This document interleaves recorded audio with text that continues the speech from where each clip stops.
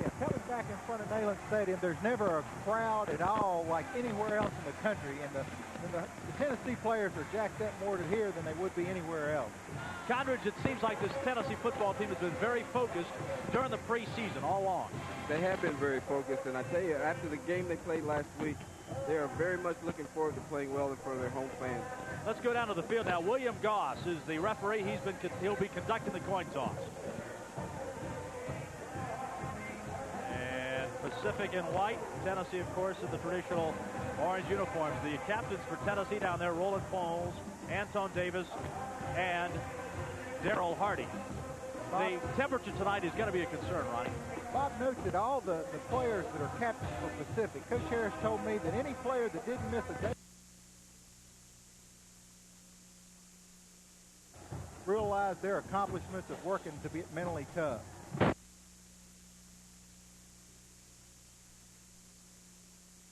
Seats 30,000, and they don't average but about 4,000 for a game, so there's more people here than they've probably ever played in front of in their whole careers. In fact, last year Pacific had 4 home games. They drew 4,700, 5,200, 7,100, and 5,000 for their games. So those have more here tonight than their entire home attendance combined as the Tigers hit the field. Condredge, I'm a bit surprised Pacific wins the toss and doesn't take the football. That is very surprising because now it's going to give the Tennessee offense a chance to show their prowess, and I think they're going to do just that. That's shocking. So Tennessee and Johnny Majors will get the football first. Pacific has not won a road opener since 1983 when they defeated Oregon 21-15. The Ducks aren't the Ducks.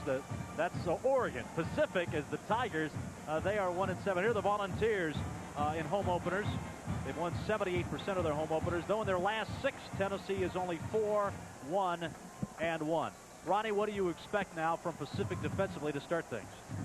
Pacific's going to try to run around a lot. They're a lot smaller team than the Tennessee offense, and they know if they stay in one place, they're going to get good blocked and taken advantage of. So they're planning on the snap of the ball, do a lot of stunning, blitzing, create holes, penetrate, and make something happen before the Tennessee offense gets untracked. Jason Schuton is number 43. He will kick it off. There's a stark contrast between the Tennessee sideline and the Pacific sideline. The Tigers only have 62 players total. And, of course, Tennessee has well over 100. 104, Bob. 104 players. So, Pacific, I guess tonight they're just going to try and, I guess, just hope that they got some players that can play in the fourth period from just so they're not worn out. Well, they're going to get tested. And I tell you what Tennessee might do if Pacific starts doing a lot of running around and a lot of stunning. They might go to a no-huddle offense, which will negate a lot of that. We'll have to take a look at it, but that's one of the plans that they discussed this week. That would also kind of keep Tennessee from making a lot of defensive substitutions, wouldn't it? Sure would. Schuton to kick it off. Pickens and Anthony Morgan are deep. 100 years of Volunteers set to go at Neyland Stadium. And the kick is going to go to Pickens at the 3. Oh, what a hole. Hole right up the middle. Pacific slams it, though, at the 26-yard line. And that's where Tennessee will take control of the football. Dimitri Gonzalez makes the stop for Pacific. 23 yards on the return for Carl Pickens. There are Kelly's numbers from last week. And Kelly brings them up. Morgan and Pickens are the wide receivers left and right. Chuck Webb standing tailback. Pacific will go in basically a 3-4 defense.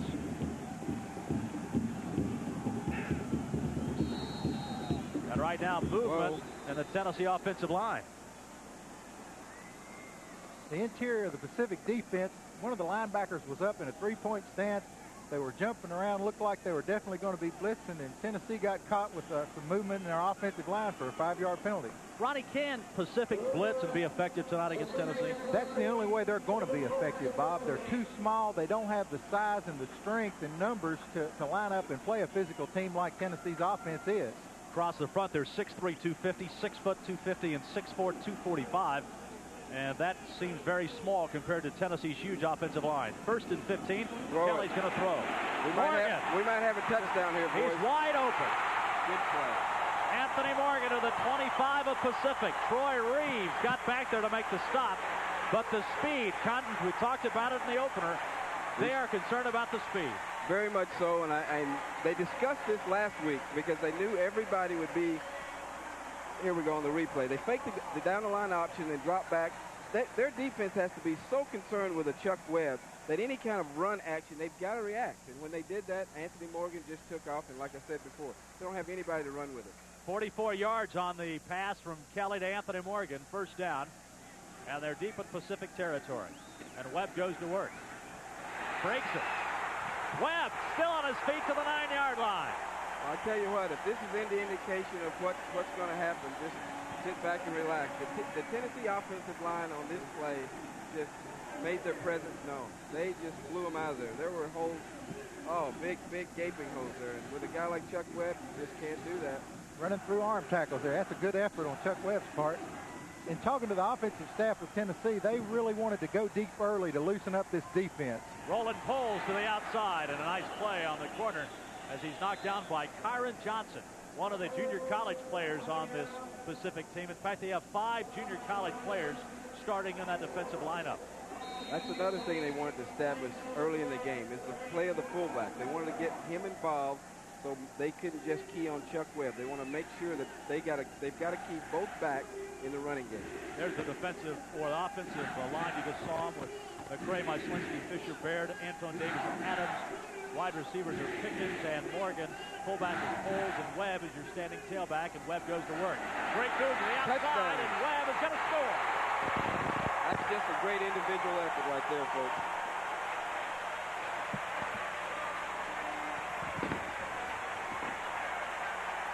Tell you, Chuck just took this ball and just went outside, and that was all speed. Nothing but speed. He runs faster sideways than most guys run straight ahead. Calhoun, Gary Calhoun was closest to him, but that was all Chuck Webb as Webb goes in for the touchdown. And the Volunteers have an early 6-0 lead. That's his 3rd touchdown already of this young 1990 season. Greg Burke to attempt the extra point. It took Tennessee just over 90 seconds to score the first touchdown, and the Volunteers lead it 7-0. Not a good sign for Pacific's defense, Ron. And again, I'm surprised that Pacific put their defense out there first. Here it is on the replay, Bob. It's just a fullback lead, and watch Webb just use his talent, jump outside a contain right there, and just outrun the safety there to the corner to make it a touchdown on individual efforts. You got to give that all to Chuck Webb. He just found a seam and ran to it. Calhoun's a pretty good football player. He left him standing. 26, Calhoun trying to run him down. That's a mismatch, and that's the thing about offensive football. You get the mismatches, you're going to win, and that was definitely a mismatch for Tennessee. I think one comment you got to notice on the extra point, our kicking game is getting a little better. The holding was good. The ball was up a little bit. I think they had a little problem with that last week, and they worked really hard this week to get better at the kicking game. Greg Burke got the extra point, the scoring drive, 4 plays, and it took 1 minute 36 seconds. Barrett's had a problem in the preseason, especially getting the ball up, especially on longer kicks. He's had trouble clearing the line of scrimmage, and as the game goes along, if we get some field goal opportunities, we'll see how he does that. I think he's getting adjusted to his new holder, too. They had a new snapper, new holder. Yeah. That's a hard thing to get used to in a kicking game. That's Chapman to kick.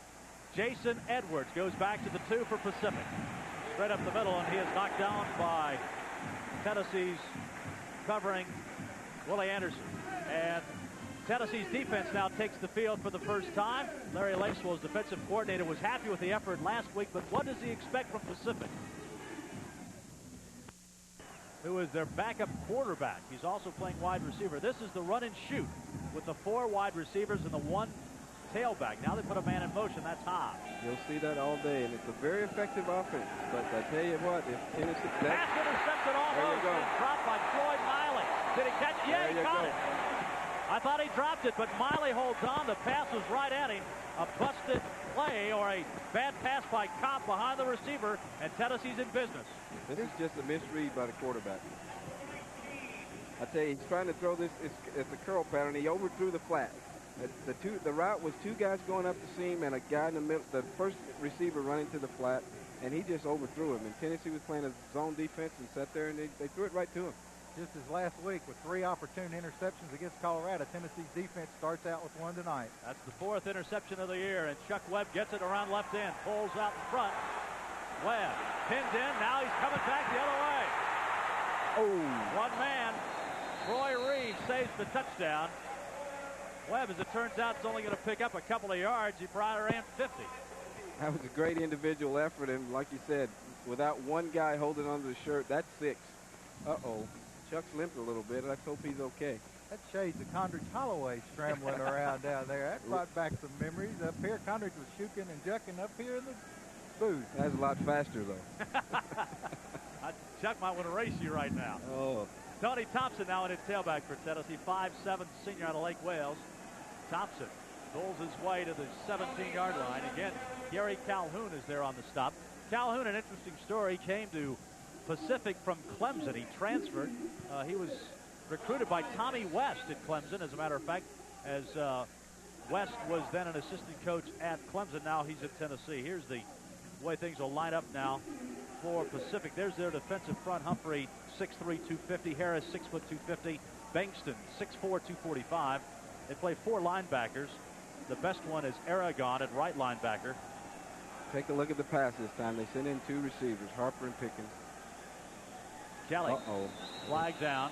Didn't get the time. Yep, might have taken too long to get the play off. Delay of game is the signal. 11:42 to go in the first period. Tennessee scored in its first possession and leads Pacific 7-0. Was Kelly checking off there? No, I think they were just late. The 2 receivers came in on the field late. They were getting the play from Coach Randy Sanders, and they were just late getting on.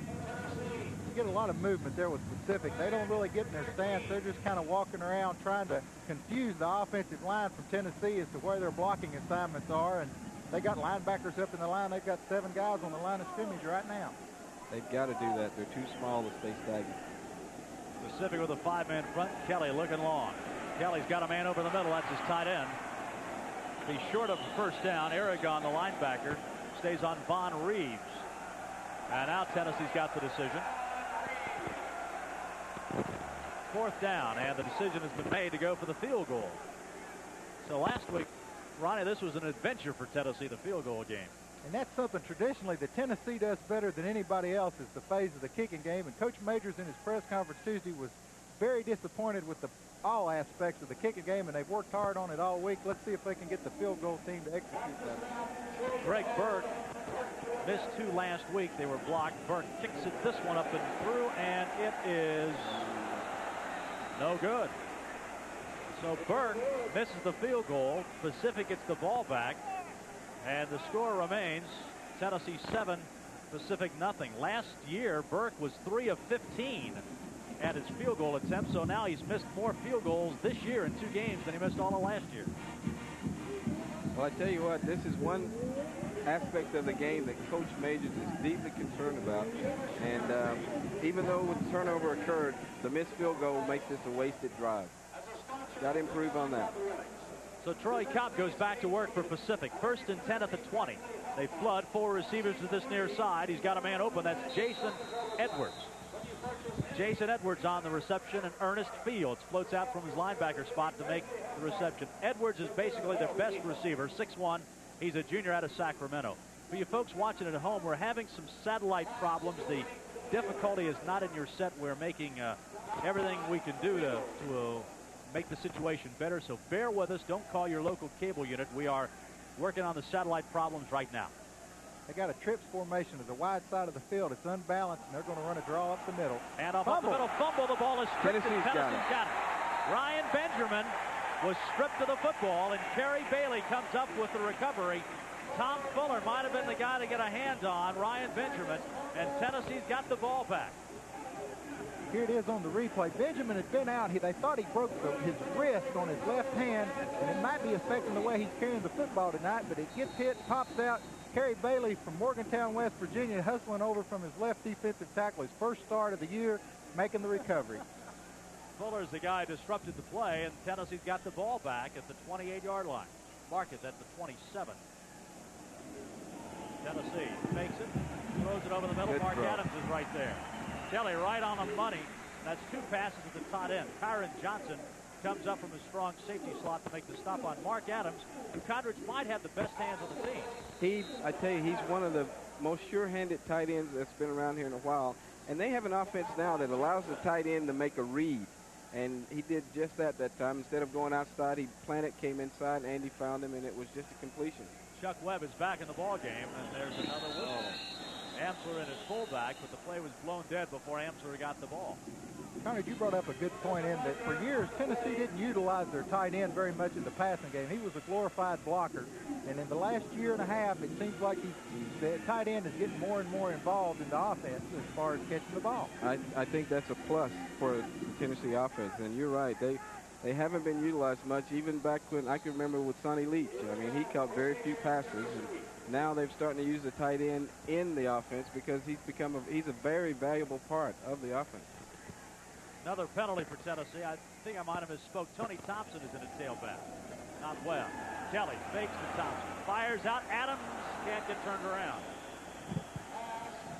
Adams was the safety valve, and Kelly tried to hit him, but he had him on the wrong side, so the pass is falling incomplete. Tennessee will have now a 3rd down.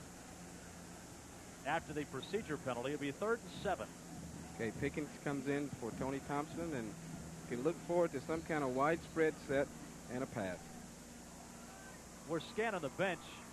Chuck Webb is on the bench, and they're looking at apparently one of his legs. And Dr. Yeomans, the team physician, is over there looking at him right now. We'll get an update on that situation. 3rd and 7. Kelly firing over the middle. It's complete. That'll be a 1st down inside the 10. Pickens. Jeff Russell on the stop of Carl Pickens. Pickens might be injured. He got a pretty good shot on his left knee there. But it was a great catch. And like I said before, with the fast receivers spreading the defense, the guys can come underneath all day. And that's what they're exploiting right now, the play of their linebackers. Their linebackers aren't getting deep enough, and Tennessee can run the crossing routes all day.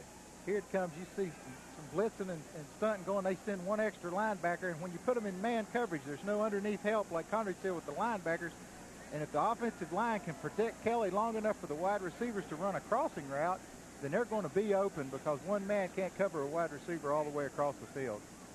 They are icing Chuck Webb's right knee, and now Carl Pickens is down with an apparent leg injury. They're going to help Carl up. Let's go to Mike Keith now on the sidelines. Mike? Yeah, Bob, it is Tennessee fans' worst fear visited right here. It is a knee. They are icing it down at this point. We'll have hopefully have a report on him and Pickens in the next few minutes. Back to you, Bob. Okay, Mike, thanks very much. Not a good first quarter for Tennessee, Ronnie. No, in fact, if you looked on the replay, it was a tough lick on Pickens as he went up in the air to catch the ball. He came down and planted on his right leg and got a big hit right then on it, so there might be a bruise or even ligament damage there. Tony Thompson to the outside. Touchdown. Speed touchdown, Thompson, and Tennessee leads it 13-0. Chuck Webb's a great back, but I tell you what, Tony Thompson is one of the hardest working players I've ever been around. I had a chance to meet him this year, and he's a hard worker, and he's a very confident runner. Even though Tony's a little guy, he's the strongest back on the team, isn't he? One of the strongest guys on the team for his size. It's amazing how strong this kid is. Carried the ball one time for 1 yard last week. Got a touchdown in this game and might see a lot of action with Webb on the sideline. Here's Burks, extra point, up and through, and it's 9:09 to go in the first period. Tennessee leads the game 14-0. Conrad, if Pacific keeps turning the ball over, Tennessee's going to have a field day. Well, they sure are, but one thing about that Pacific offense I noticed, even though they've run 2 plays, well, maybe 4 plays, what they did, let's go to the replay here. Tony takes the ball, and then right here is just a foot race. I mean, there's no way that this guy, Tony's just too fast. Mismatch. We're going to win that one every time.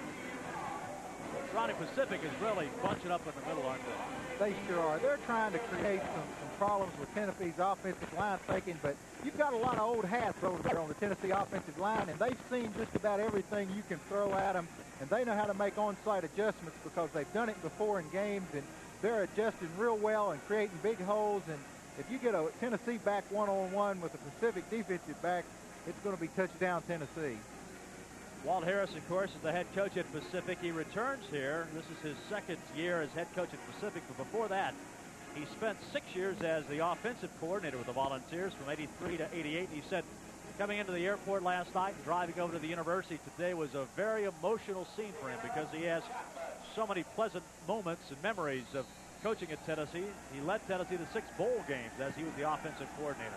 Chapman kicks it off again. Edwards drifts back into the end zone. He'll stay right there.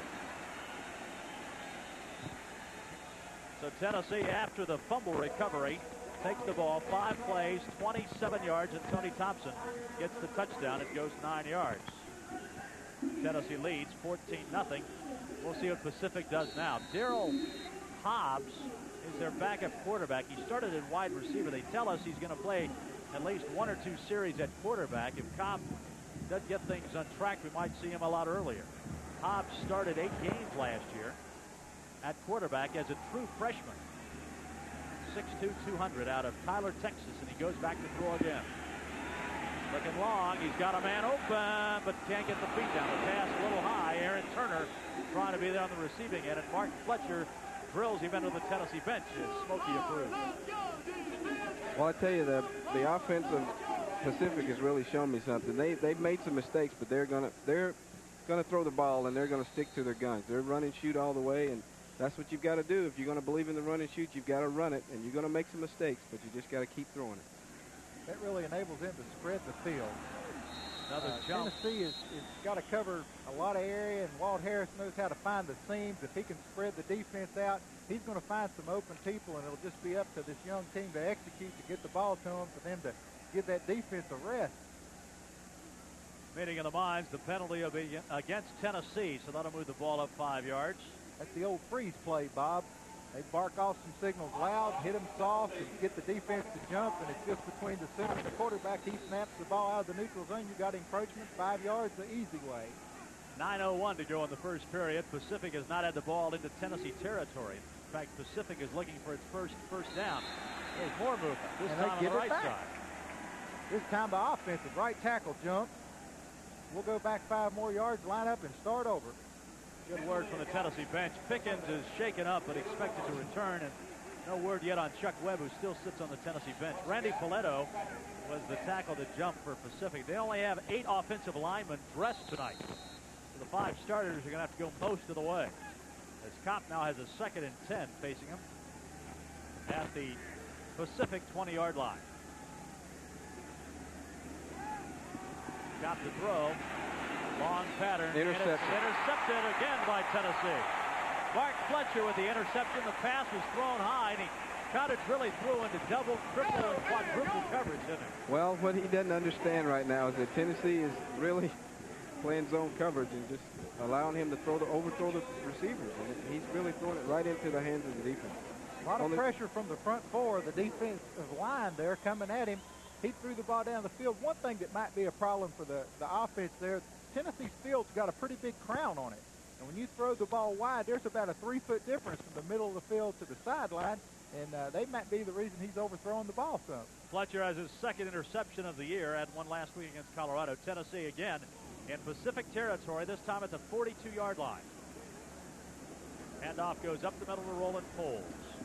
Plunges down to the 38-yard line. Let's get an update maybe on Chuck Webb, who's still sitting on the sideline. Let's go to Mike Keith. Mike?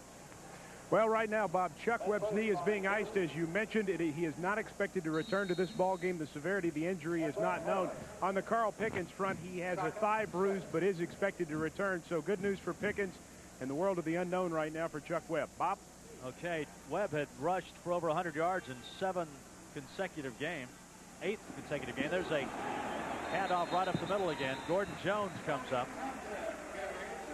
I think you just saw a little illustration of the power of Tony Thompson.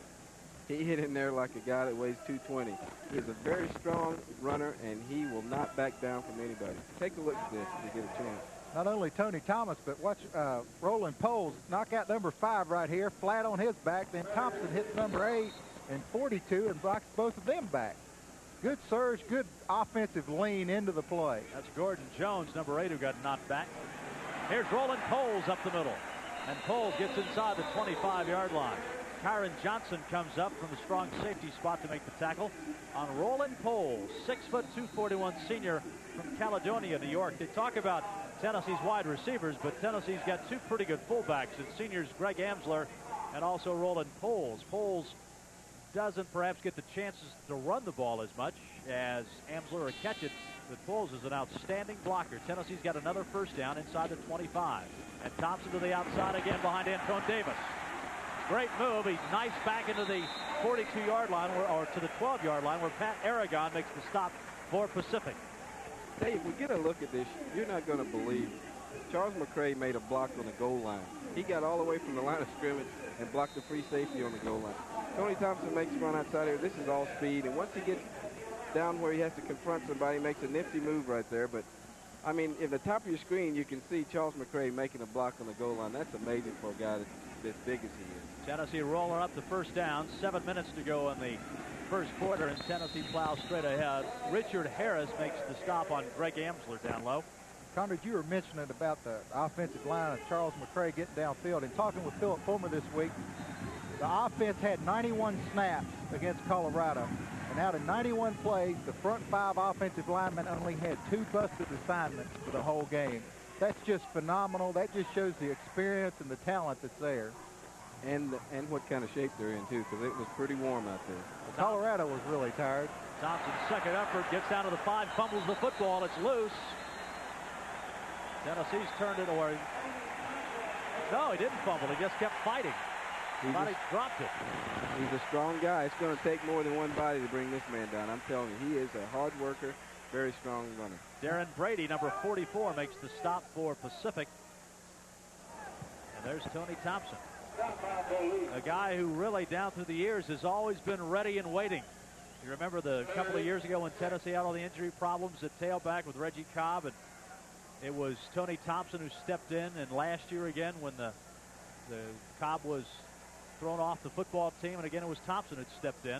So he's been a very valuable addition to this Tennessee football team. Pacific now has a man down. And talking to Coach Tommy West, the running back coach, he says that Thompson's the kind of guy that's always been waiting in the ring. He always practices real hard, gives it his best effort, and knows that he's called on, he's going to come through and perform. He's just a great backup runner who can really fill in and be a spot starter for you as well. On it, wide receiver for Tennessee, taking the place of Carl Pickens. Vince Moore is wide to the near side. Tennessee has it, 3rd down. Kelly got some room to run, throws it into the end zone too high. Had Alvin Harper down there, but didn't want to risk it. Ryan Blosey was back for Pacific, and so Andy Kelly threw it up on the bleachers, and Tennessee has a 4th down. Well, I tell you, Andy just showed you right there what kind of intense, intelligent player that he is. Last week, I think he had 2 throws into the end zone when he's indecisive. They got picked off. One got picked off and one didn't. And this time, when they're in the scoring zone, do not make the mistake. Give a souvenir to somebody in the stands. Let's line up and kick the field goal. Burke's going to try another field goal. He just missed one. This is from 24 yards out. And that one's right down the middle. So Greg Burke has given Tennessee a 17-0 lead in the first period. Condrich, this is pretty much what Coach Majors and everybody wanted, to get the big lead early. Get the big lead early, and I was speaking to one of the coaches. He's been busy so far tonight. Chapman to kick it off again. 5:49 go in the first period. Jason Edwards back for Pacific. Got a little bit of a scene. There's a penalty marker down. He gets out to the 26-yard line, does Edwards. And down for Tennessee was Sean Walker on the coverage team. They've had a few yellow flags dropped so far in this first quarter. Brian Williams is the special teams coach for Pacific, and he was a graduate assistant here at Tennessee 2 years ago. And he knows all the schemes on special teams of what Tennessee's trying to do. And he told me he had a couple things up his sleeves that if the opportunity arose, they'd try to take advantage of. But so far, Tennessee's been in the driver's seat, kept the ball on their end of the field, and created some good turnovers. So before the night's over, we might see some surprises. I'll tell you one thing Tennessee really emphasized in practice this week was kickoff coverage. And obviously they're doing it well, because when you get clipped on the kickoff, you're running past people and they got to hit you from the back. So Pacific is backed up now on the clipping penalty. Inside the 15, handoff right up the middle, not much there. Got to change the quarterback now. Hobbs is in at quarterback. Fuller makes the stop. Big Tom out of Chicago, 6'5", 290. And that's also Todd Kelly in there. Kelly playing right in. Hobbs at quarterback is arguably the best player as far as being an athlete on the team for Pacific. Pound for pound, Walt Harris says he's the strongest, the niftiest runner, the best player they've got that needs to have his hands on the football. And obviously, Cobb didn't get much done as Pacific had 2 interceptions and a fumble on their first 3 possessions. Hobbs, little screen pass out to Anthony Williams. It's dropped. Things not going well for Pacific. Jeremy Lincoln there covering the play. as Williams, one of their better athletes as well, came out of the backfield. That's what you got to do as a cornerback. Lincoln read the screen, came up, even though the ball was dropped, he made sure and put a hit on that receiver, so next time he may be looking and do the alligator hand trick and draw him back and not catch that short screen. Let's keep that play in mind because it was open if he catches it on the run. So they might come back to that. Oops. 3rd and long, Fuller jumps for Tennessee. He's pointing and naturally pointed the other guy across the way. All defensive linemen do that, don't they, Ronnie? Oh, they love to. That's just never my fault. But Fuller's another kid that's a junior college transfer. Did a lot of things last week that the coaches liked, played well against an All-American guard from Colorado, but he's still learning the ropes about this college game, and he's going to make a few mistakes. But Coach Rex Norris, the defensive line coach, said as long as they're reckless mistakes, he's not going to worry about them. I think we're also setting a record now. This is the first time I've seen the wave in the first quarter at a Tennessee game. 5:01 to go. 17-0 Tennessee. First quarter. Hobbs, quarterback draw. Good athlete. Reverse down. You can see why they want to get the ball in his hands. He's a nifty runner.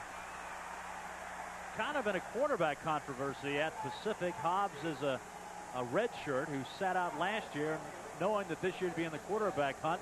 Kopp beat him out, but Walt Harris promised he would play 2 quarterbacks. So Hobbs getting a chance to shine, and seeing the way Kopp played early, there's a good chance if Hobbs has a great performance tonight, he could win the starting job, and I'm sure that's the way he's approaching it. 1st and 10 Pacific, their first down of the game. Good hard running by Anthony Williams. He pushes his way across the 32-yard line. There's a penalty marker back at the 39. Casey Rogers makes the stop for Tennessee. Good penetration there from, I believe it was Kerry Bailey at left defensive tackle. Got into the ball, made the runner jump the play outside. You see Chuck Webb here on the monitor heading off the field. I'd say his day for Tennessee is done here, and they're not going to risk a chance of further injury to that knee. I'll just let him get dressed and watch this one. That's not a very good sign for Tennessee right now. 4:35 to go in the first quarter. They're discussing the situation. Webb leaves with 26 yards. There's Captain Darrell Hardy telling the official referee there to mark off the penalty against the Pacific team. 3 carries for 26 for Webb. That breaks Webb's 100-yard streak, which was at 7 games, including the Arkansas game last year and in the Cotton Bowl and the Colorado game this year. Penalty is against Pacific. And another penalty. The offensive right guard came up out of his stance. It looks like there's going to be 5 more yards tacked on.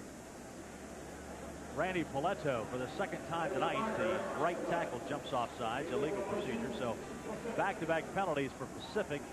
Pushes them back there. The penalties early in Tennessee, uncharacteristically, has 5 early penalties. Last game they had 3 for 25 yards for the whole game. Defensively, not 1 penalty against Colorado. Let's see what Pacific does here. They've got first and a long, long way. Hobbs again on the quarterback keeper. Gets a block, gets out across the 30, short of the first down. Dale Carter and Jeremy Lincoln come up to make the stop. Well, there again, I tell you, Hobbs really shows something here, but in defensive Hobbs, well, okay, here we go, replay. This was supposed to be a little 5-step sprint, right, run and shoot type of play, and he didn't see anything and took the option to run. But in defensive Kopp, I've got to say, starting is a lot different than coming in when it's 14-0 and trying to run the offense. So let's see how he does from here on. Hobbs, 2nd down.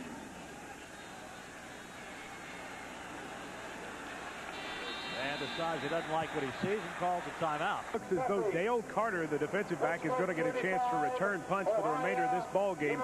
Of course, when he was playing high school ball in Georgia, he returned either a punt or a kickoff for a touchdown in each of his 10 games as a senior. So Dale Carter will be bringing back punts the rest of the way for Tennessee.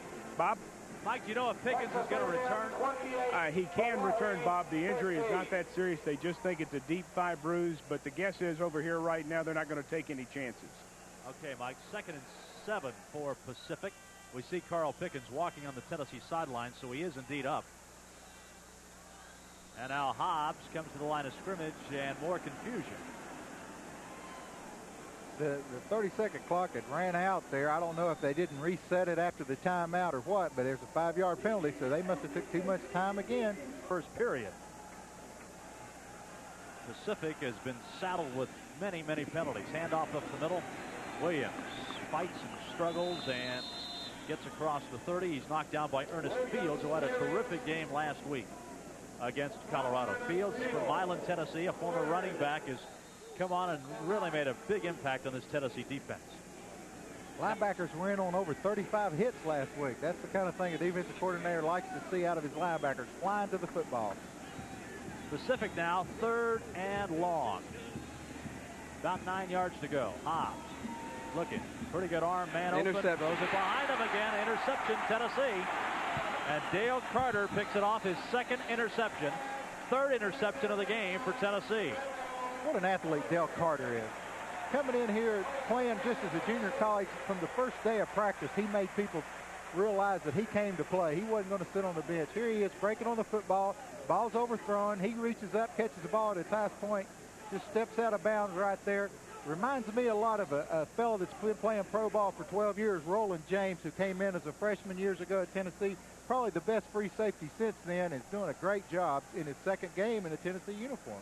Tennessee has the ball again in Pacific territory, and Kelly hands off to Thompson, who is ridden down by Humphrey as he gets across the 45 down to the 42-yard line. Hey, the Tennessee offensive line is just really making their presence known. The first contact was made 4 yards down the field, and that was from a guy from the offside. And they're just really blowing the Pacific defensive line off the ball, which is one of the things they set out to do. Now notice Pickens is back in the lineup. Just came back in on this set, so apparently he is healthy, and that is good news for Tennessee. Kelly fakes it. He's still got it. He's throwing long. Morgan streaking in the end zone. Morgan and touchdown. Got it for a touchdown. What a kick. Great play by Anthony Morgan. Reeves and Russell tried to recover. Kelly just stood back in midfield, held the ball behind his back, and then unloaded to Anthony Morgan, who had to out-wrestle 2 Pacific players for a spectacular touchdown. 43 yards. Great play deception there. Everybody on the field looked at the fake. Kelly was standing back with the ball on his hip, lofted the long pass, a little overthrown. Morgan was wide open. He came back, jumped, caught the ball at its highest point for a big touchdown. Burke to try the extra point.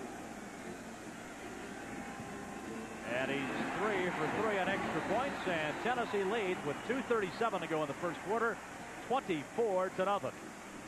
Well, I tell you what, Andy almost made a cardinal sin here. One thing when you make a good fake like that, you've got a receiver like Anthony Morgan, you can't hold it too long. He'll outrun you. This ball was underthrown. Anthony had to come back and get it, stop and come back and get it. When you got a guy that fast, you got to throw it up in a hurry because he can outrun you. He just made a heck of a catch. You're talking about a receiver here that bench presses over 400 pounds, which is amazing. High jumps over 7 foot. Oh, these are amazing athletes now. I mean, not taking anything away from Emon Love and Chip Howard, but they're just different ball players nowadays. Tennessee for years has had the name of wide receiver U. We mentioned earlier that the tight end is getting more involved in the offense, but when you had the wide receivers that ended up being #1 draft picks in the NFL, you have to get the ball to your horses. That's right. There's a classic example of it. That was one of the main offensive goals this week, is to throw the ball on first down and take some strikes deep early to loosen up the defense. And as you can see, Tennessee's been successful. Here is how Pacific has done so far in the game. Interception, fumble, interception, interception. Tennessee, touchdown, missed field goal, touchdown, field goal, touchdown. You turn it over 4 times, tough to win. There's a booming kick by Chapman. Edwards decides, I'll just stay back here, and Pacific again will take the ball at the 20-yard line. So Pacific, with a high-powered, sophisticated offense for the Big West standards, has had problems getting anything on track against Tennessee. Big West, by the way, has Fresno State. They won the conference last year. Cal State Fullerton, San Jose State, Utah State, Nevada, Las Vegas, Long Beach State with George Allen as the head coach. I blanked out there for a second. George Allen, Pacific, and New Mexico State. 3rd smallest Division I-A school at 3,800 students is Pacific. That ranks behind Wake Forest and Rice. Quarterback. Kopp is in there. He dumps it off. That one's almost intercepted. Wrestling, Melvin Johnson and Dave Thomas. They're going to say it's incomplete. Thomas in at cornerback. Hey, Pacific is just really misreading the defense. They're throwing zone patterns when it's man, but Tennessee is in zone coverage most of the time, and they're running man running shoot routes, and they're just totally misreading it and throwing it right to them. Thomas, another great athlete. He's a high jumper, 6'7". He's a junior college player out of Miami of Florida. Kopp back in at quarterback. Second and 10. Man coverage this time. Let's see if they read it right. The blitz, the slant, now knocked down at the line of scrimmage. Incomplete. Second down and 10. But they read it right, Condrich. They read it right, but just a good play by the Tennessee defense. First time tonight, Tennessee's really tried to put on some defensive pressure, took some gaps, slanted, got their hand up, knocked the ball down. That's one for Tennessee. Looked like Mark Needham might have been the guy got his hand up in there. He's in at a defensive tackle. Good penetration. Chuck Smith at defensive end. Shazan Bradley now at left defensive end for Tennessee. 2 minutes, 20 seconds to go. There's more movement. Everybody jumps off this time.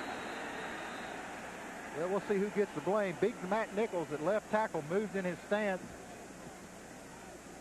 Right end, Chuck Williams, the specialized pass rusher from junior college ranks, came in and let him know that he wasn't going to get by with that little shift, and the flag went down, and it was a free one for Tennessee, 5 yards against Pacific. Nichols is 6'4", 250. He's a freshman, the left tackle, so he got welcomed to college football right there. He's from Stockton, California, which is the home of Pacific. 2:20 to go. There we go again. Well, 2 for 2. Nichols jumps again. Chuck Smith's really giving him a hard. That's his specialty coming in from junior college, was his ability to get up the field, rush the passer, and he's obviously given the Pacific left tackle a breather. They're taking him out of the ball game, replacing him with number 74, who is Greg Bishop there, I believe, coming in to play left tackle. See if he has better luck with Chuck Smith. He's a sophomore at 6'6", 270. Chuck Smith, of course, from Athens, Tennessee, went to Northeast Oklahoma Junior College and then came to Tennessee. In fact, was here for spring practice. 2:09 to go first quarter. Tennessee 24, Pacific nothing. Kopp, pressure, running, knocked down by Mark Needham. So Kopp didn't have much time to set up and throw. Offense, and you want to get it to good athletes and let them do the running and gain the rest of the yardage for you. Tony Nordbeck is standing deep for the Pacific team to punt it away, and Dale Carter gets his first chance to return a punt. Low driving kick, Carter at midfield. We might have something here. Got a wall set up. Oh, almost, in fact, ran into his own man. A flag goes down. Darrell Hardy was out in front, and Carter banged into Hardy. Punt goes 38 yards, and the return is 15. So again, Tennessee will take over in Pacific territory, and it might be even further in depending on what the penalty is. Oh, it could be against Tennessee. Let's see. Goss, the referee, makes the Clip. decision against Tennessee, and it'll be clipping. That'll move the ball back. Well, here with 1:16 to go in the first half, that's the first punt of the ball game. Tennessee's created so many turnovers, got the ball in the plus 50 side of the field. That greatly increases your chances of scoring when you've got less than 50 yards to go. This will be the first drive that Tennessee originated from their own side of the 50. We got a new quarterback. Sterling Hinton's in the game. It's in the game. Total penalty now. Pacific penalized 43 yards. Their total offense, 42 yards. Look out. Thompson breaks it. Thompson on the 20. Thompson score. Tony Thompson, 52 yards.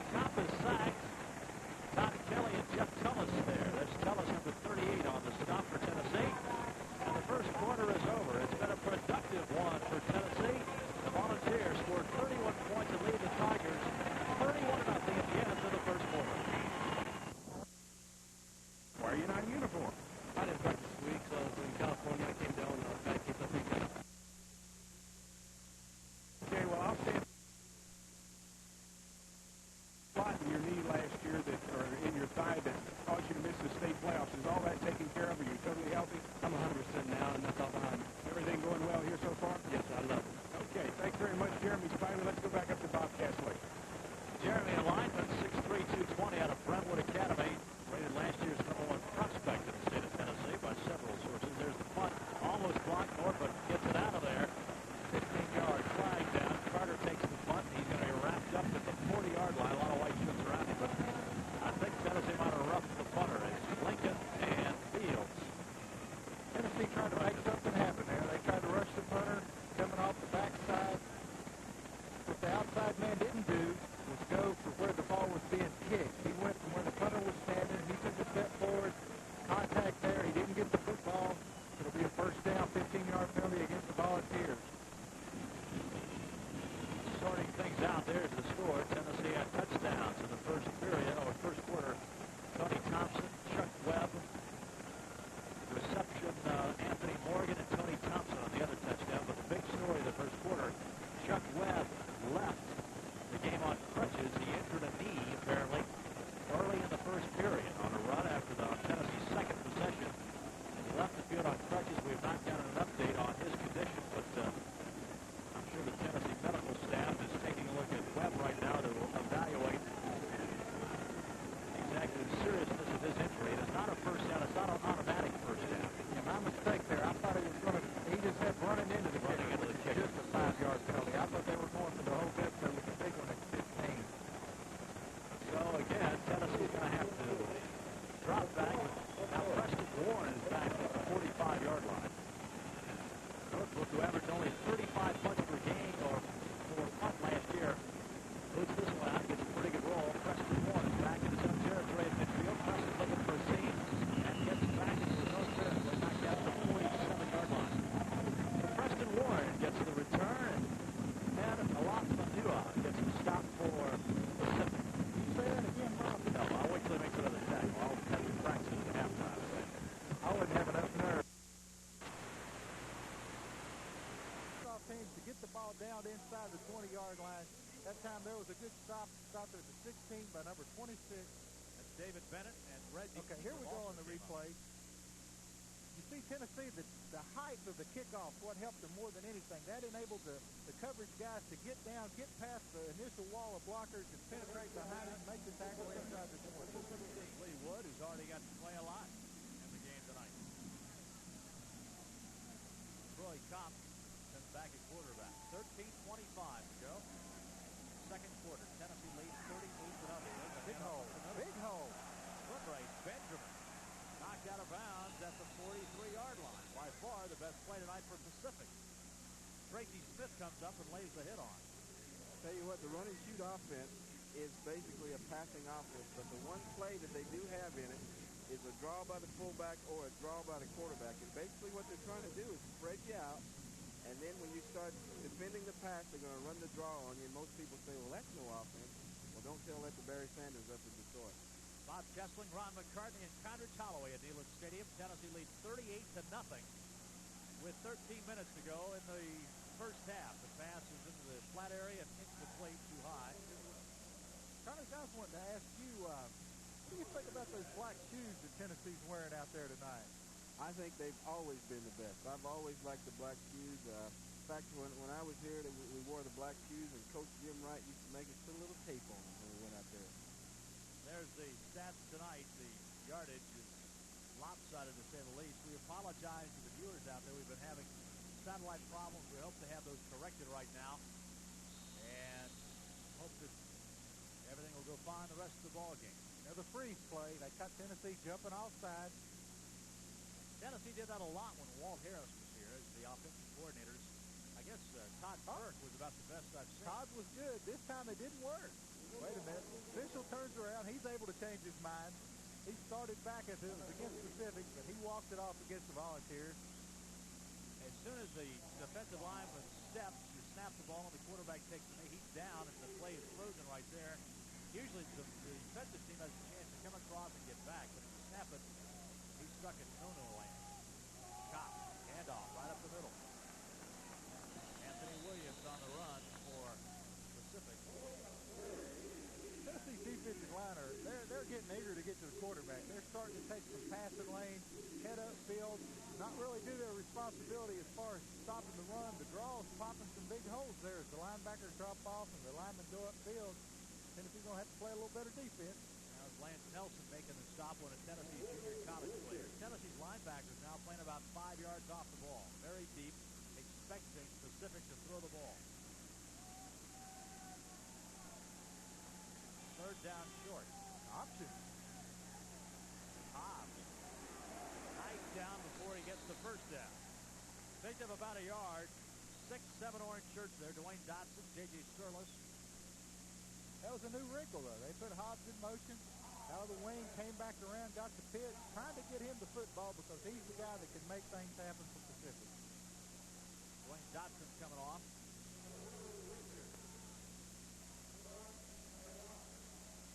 Fourth down and 1 for Pacific. Again, they will punt the ball.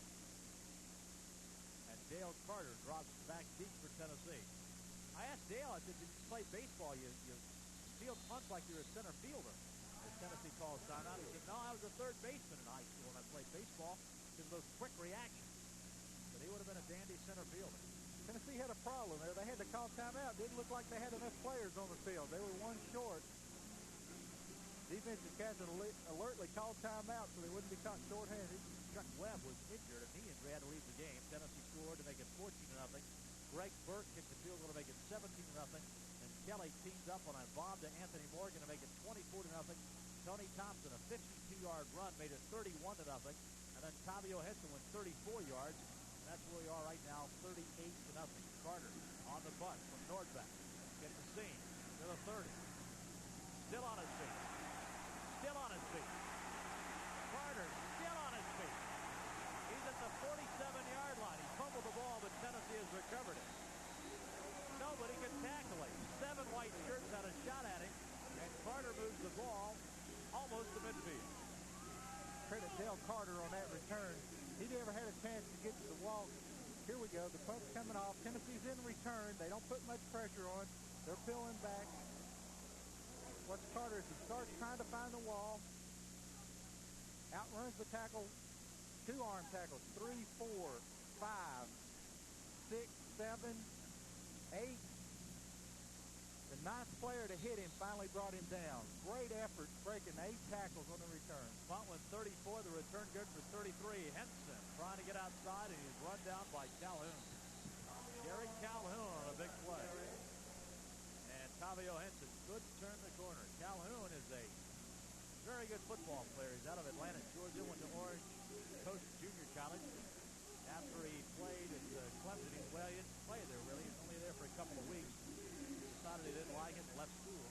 There's a future volunteer. That was one of the few plays he didn't get the field blocked by the fullback. And when you don't do that, the good defensive play was made by Pacific. Tennessee lost 2 yards of the play. 2nd and 12. And Split. Sterling Henson wants to throw it. Completes it out to Lee Wood on the corner. Jeff Russell steps up quickly to make the stop. And Tennessee will be short of the first down. It'll be 3rd and long for Tennessee. On the reception, Lee Wood, senior out of Richmond, Virginia, 6 foot 183. Also in there, playing a lot so far, has been Craig Faulkner, 5'11" freshman from Richmond, Kentucky for Tennessee. He's a redshirt freshman. And big things expected of him. Very fast, very quick. And Vince Moore is the 3rd wide receiver. He's slotted to the near side. This would be a big play for Sterling. The knock on him has been that he won't throw the football. 3rd and 8, just gets the ball off, and Calhoun makes the stop on Kenneth Campbell is in at fullback now. Campbell did get the first down, and Tennessee's going to have to punt it away. Calhoun came up very strong and played very well this series. Here goes the direct handoff to the left side. Knifing through there. Calhoun comes through. Horse collars Henson. Throws him to the ground, preventing the first down. Good play by Pacific's defense. And now Chapman on for his first punt of the night. End over end, driving kick. And a fair catch is going to be called for and made by Hobbs. And some room to run, but I think he's playing it safe when he got it. That was a little shaky there, but hey, these kids are they know what's happening right now. They're not in the greatest predicament right now, but I guess they're just going to have to regroup and try to make some kind of facsimile of the game out of this. But I think they'll do all right. At least they're sticking to their guns and running their offense so they can, like I said before, correct their mistakes when they watch the film. Mike Keith down on the sidelines.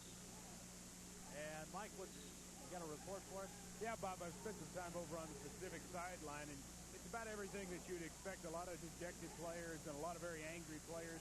And Coach Walt Harris spent the whole last series while Tennessee was on offense with his quarterback, just talking about Tennessee's defensive formations and just basically trying to teach. So like you and Ronnie were talking about before the game, he's looking at this as a bowl or a practice game and just trying to work with these guys. Another interesting thing happening is throughout the crowd, Tennessee fans are pulling for Pacific for whatever reason. I guess maybe because this game's gotten out of hand with 9 minutes to go in the second quarter. But Tennessee fans pulling for Pacific, and some of the students in that section starting to leave. Back up to you, Bob. Ryan Fisher was the ball carrier for Pacific. He gained about 8 yards on the play. 2nd and 2. There's top stats tonight. And up off the middle, and that's Benjamin. He's going to be close to the first down, dragged down by Willie Richard. Richard is, Ronnie, I think when you look at him, he looks like a football player. That's 2 straight plays he's made, bouncing off blockers, reacting to the football coming in there. Great looking specimen there. The first tackle the other time was a lot better head in front there. He just kind of dove out there and trapped his legs, but he looks like he's got a future in front of him. So Pacific does pick up the first down as Richards couldn't quite knock him back. 1st and 10, Pacific. They haven't had many of those tonight. First down, 8:15 to go, 38-0. Tennessee over Pacific. Straight pass, set up well. Melvin Johnson knocked down by Lance Nelson. Also coming up, Dave Thomas, J.J. McCluskey. That was a slight misread. When cover 2 man is on, you've got the screen calling the running sheet. You've got to get out of it because they've got everybody covered. That was just what happened. They totally misread it and flew into a bad situation. Walt Harris is trying to get his team ready for the Big West schedule. Next week they got a very important conference game with Sacramento State, so he wants a chance to look at these guys on film against top-notch competition. He's getting that tonight. Chop, fake, pumps, fired. That's a nice catch. Nope, he dropped it. Aaron Turner was the guy who almost came up with it, but it was a well-conceived play, Condrick, and the guy was open. Sure was. That was what they call in the running sheet a curl play, and quarterback came out on a slight roll and got a little off his rhythm there. He threw that ball totally off balance. That's why it was low. He didn't get his feet planted, and it was just a skip. So that was more so the quarterback than the receiver. But it was an open play, and it was a good read, but it's just a bad throw. So now Kopp has got a 3rd down. Play looking him right in the face, trailing 38-0. 3rd down, 6. He's at his own 32. Handoff. Close. Short of the first down. Taking the stop is Lance Nelson for Tennessee and also Casey Rogers. Benjamin, the ball carrier, he'll be short of the first down. Benjamin's got a good move there. He jumped inside, caused Casey to lose containment, almost broke it outside for the first down. Good play. Casey Rogers was out all last week, didn't get a play much. So tonight he's getting some valuable time. I know Coach Loris really wanted him to work. He felt like that left end position was not really sewed up by anybody. They were going to split time tonight. 10 players in the line to rush. They don't all come. The kick is a pretty good one. Wobbly spiral. Dale Carter back at the 30. Dale Carter right up the middle. Gets a block by McCluskey. Dale Carter a foot race and will be run out of bounds at the 30. McCluskey peeled off and threw a terrific block. Pat Arrogant finally ran Dale Carter out of bounds. I think Dale Carter's earned a job as a punt returner tonight. You can see why that stat's true about him, about running a kickoff for a punt. Control, gets the ball in the right hand, able to ward off the tackler with an open hand, and he's used to doing that. He's very excited. Aragon ran him out of bounds. The 40-yard return prevented the touchdown on Aragon. Tavio Henson worked his way up the middle, knocked down by Richard Harris and also Jerry DiMaggio. The announcers for this game are selected and compensated by Host Communications. This telecast is a copyright presentation. Any use of the telecast without the express permission of the NCAA or Host Communications is prohibited.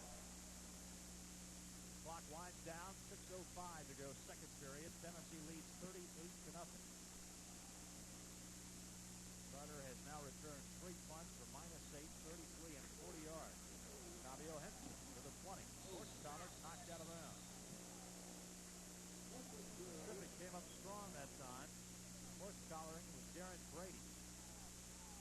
good to see the Pacific defense is not just laying down. They're still fighting, and that's an example of what Walt Harrison's team will be like in the future.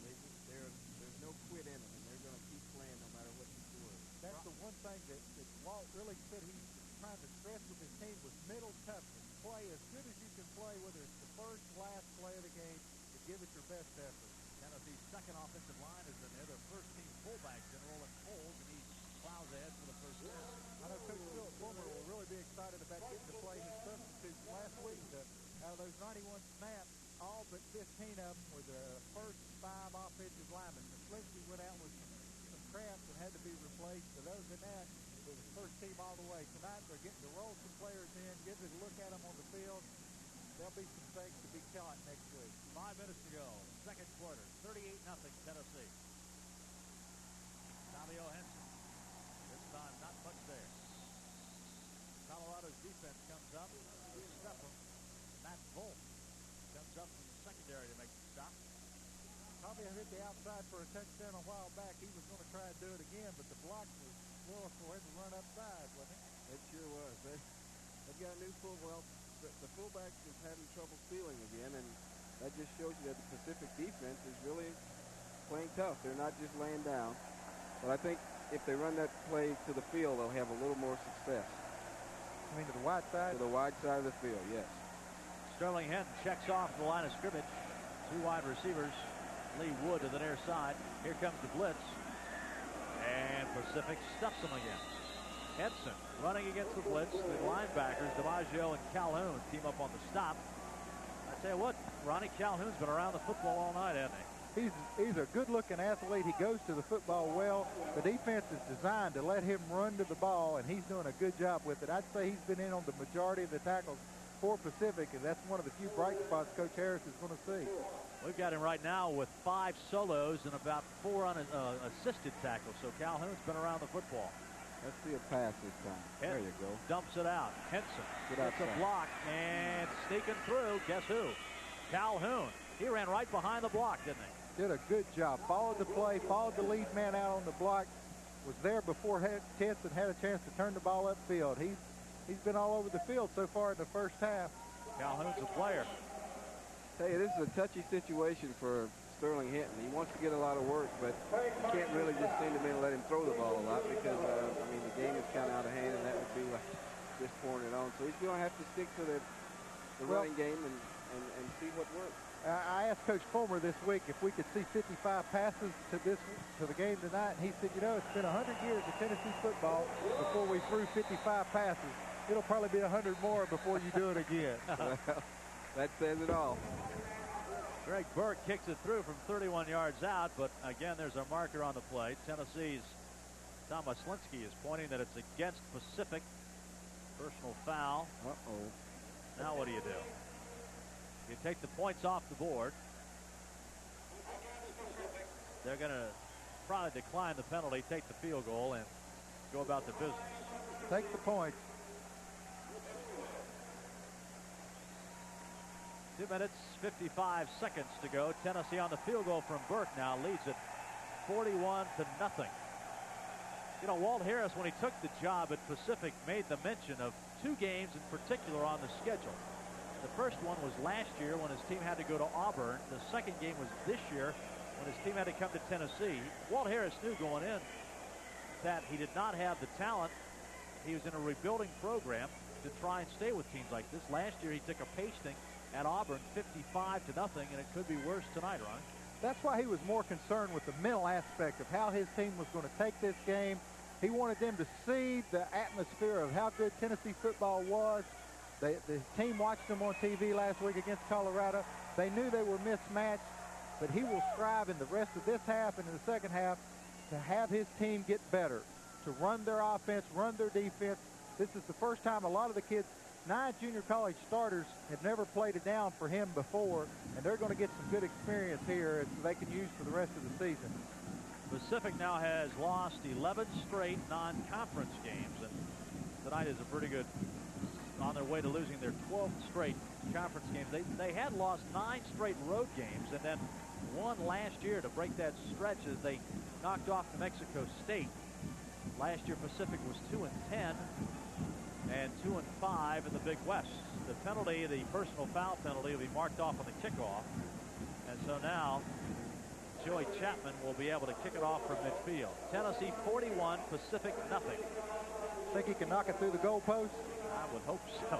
From midfield, let's take a shot at it. Terrific halftime coming up with the Pride of the Southland Band. There'll be a big fireworks display, so stick around for that at halftime. Chapman to boot it long and high and hard and through the end zone. To the back of the end zone again. Pacific will not return. And the Tigers will take the ball at the 20-yard line.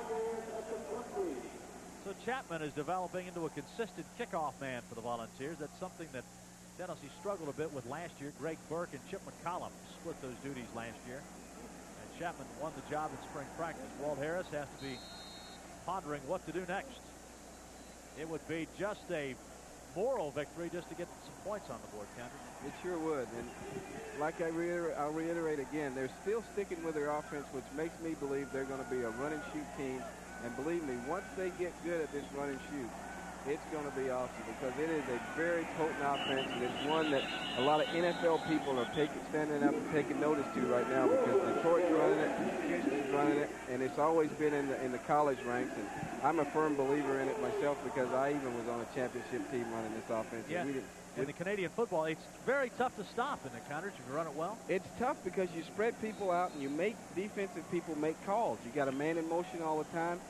The defensive team has to be very tight to make these calls and cover you. And when you get them spread out, you can always run the draw, and it's so wide open. Anthony Williams got 4 yards on first down, a compact to throw, and he's going to be sacked and snowed under. Shazan Bradley.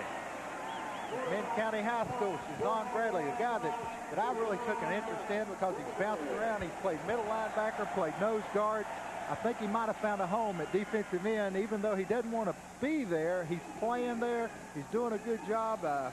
15 years ago when I wore an orange shirt, that's where I ended up playing and found a home with it. So I think he will do the same thing. I don't think you can find a guy on the squad that worked any harder than Shazan Bradley did during the offseason, knowing he was going to be playing in the defensive line and knowing he had to put some strength on. He really hit the weights and is now up to 244. Daryl Hobbs now in a quarterback and doesn't like what he sees and calls a timeout. Yeah, Pacific has one left. I think he looked down at the time clock, too, and realized he was going to get a penalty. That's the third time he's done that tonight. He's already taken one penalty, and Walt Harris is telling him you got to speed it up. You got to look at the clock. You got to know how much time you got left. You got to get him out of the huddle. That's easy to say that, Connors. That's tough on a young quarterback. It's really tough because you're in an offense that has to use motion. And when you utilize motion, you take much more time off the time clock than you realize because. And went to 6 bowl games and caught the eye of many people around the country as one of the brightest and most dangerous offensive teams in the country. He's trying to get that reputation at Pacific and has a ways to go. Here's Hobbs in trouble. Breaks a tackle, breaks 2 tackles. He's a great athlete. Across the 30 and close to a first down. That's an athlete right there, folks. What do you think, Ron?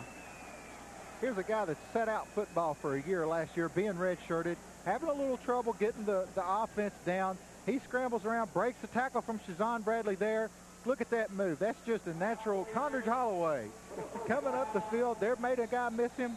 Hustled over for the first down. They got 1st and 10 going their way. And really, he stumbled. If he hadn't stumbled, he would have probably gone for about 10 more yards. So Hobbs, really the quarterback that's gotten things going. Williams for Pacific to the 35-yard line. Kerry Bailey comes up along with Willie Richards. The quarterback race was real tight this year for Pacific. On the basis of Troy Kopp last year completing 57% of his passes, had the nod going in early. Coach Harris said he knew that Daryl Hobbs had to be playing, had to get the football more. Trying to keep 2 people happy in playing time is going to be tough, but it looks to me, and at least so far tonight, Daryl Hobbs has had the upper hand as far as his performance. And there's another quarterback they've got, David Hennigan, who hurt his arm last year and really would have been in the quarterback mix, but he'll be sitting out this year on a red shirt. There's another handoff to Ryan Benjamin up the middle. And Roderick Lewis is also now into the game for Tennessee. So I think the 3 deep on Tennessee's defensive chart has played so far in the first half. Well, nice quick move by Benjamin.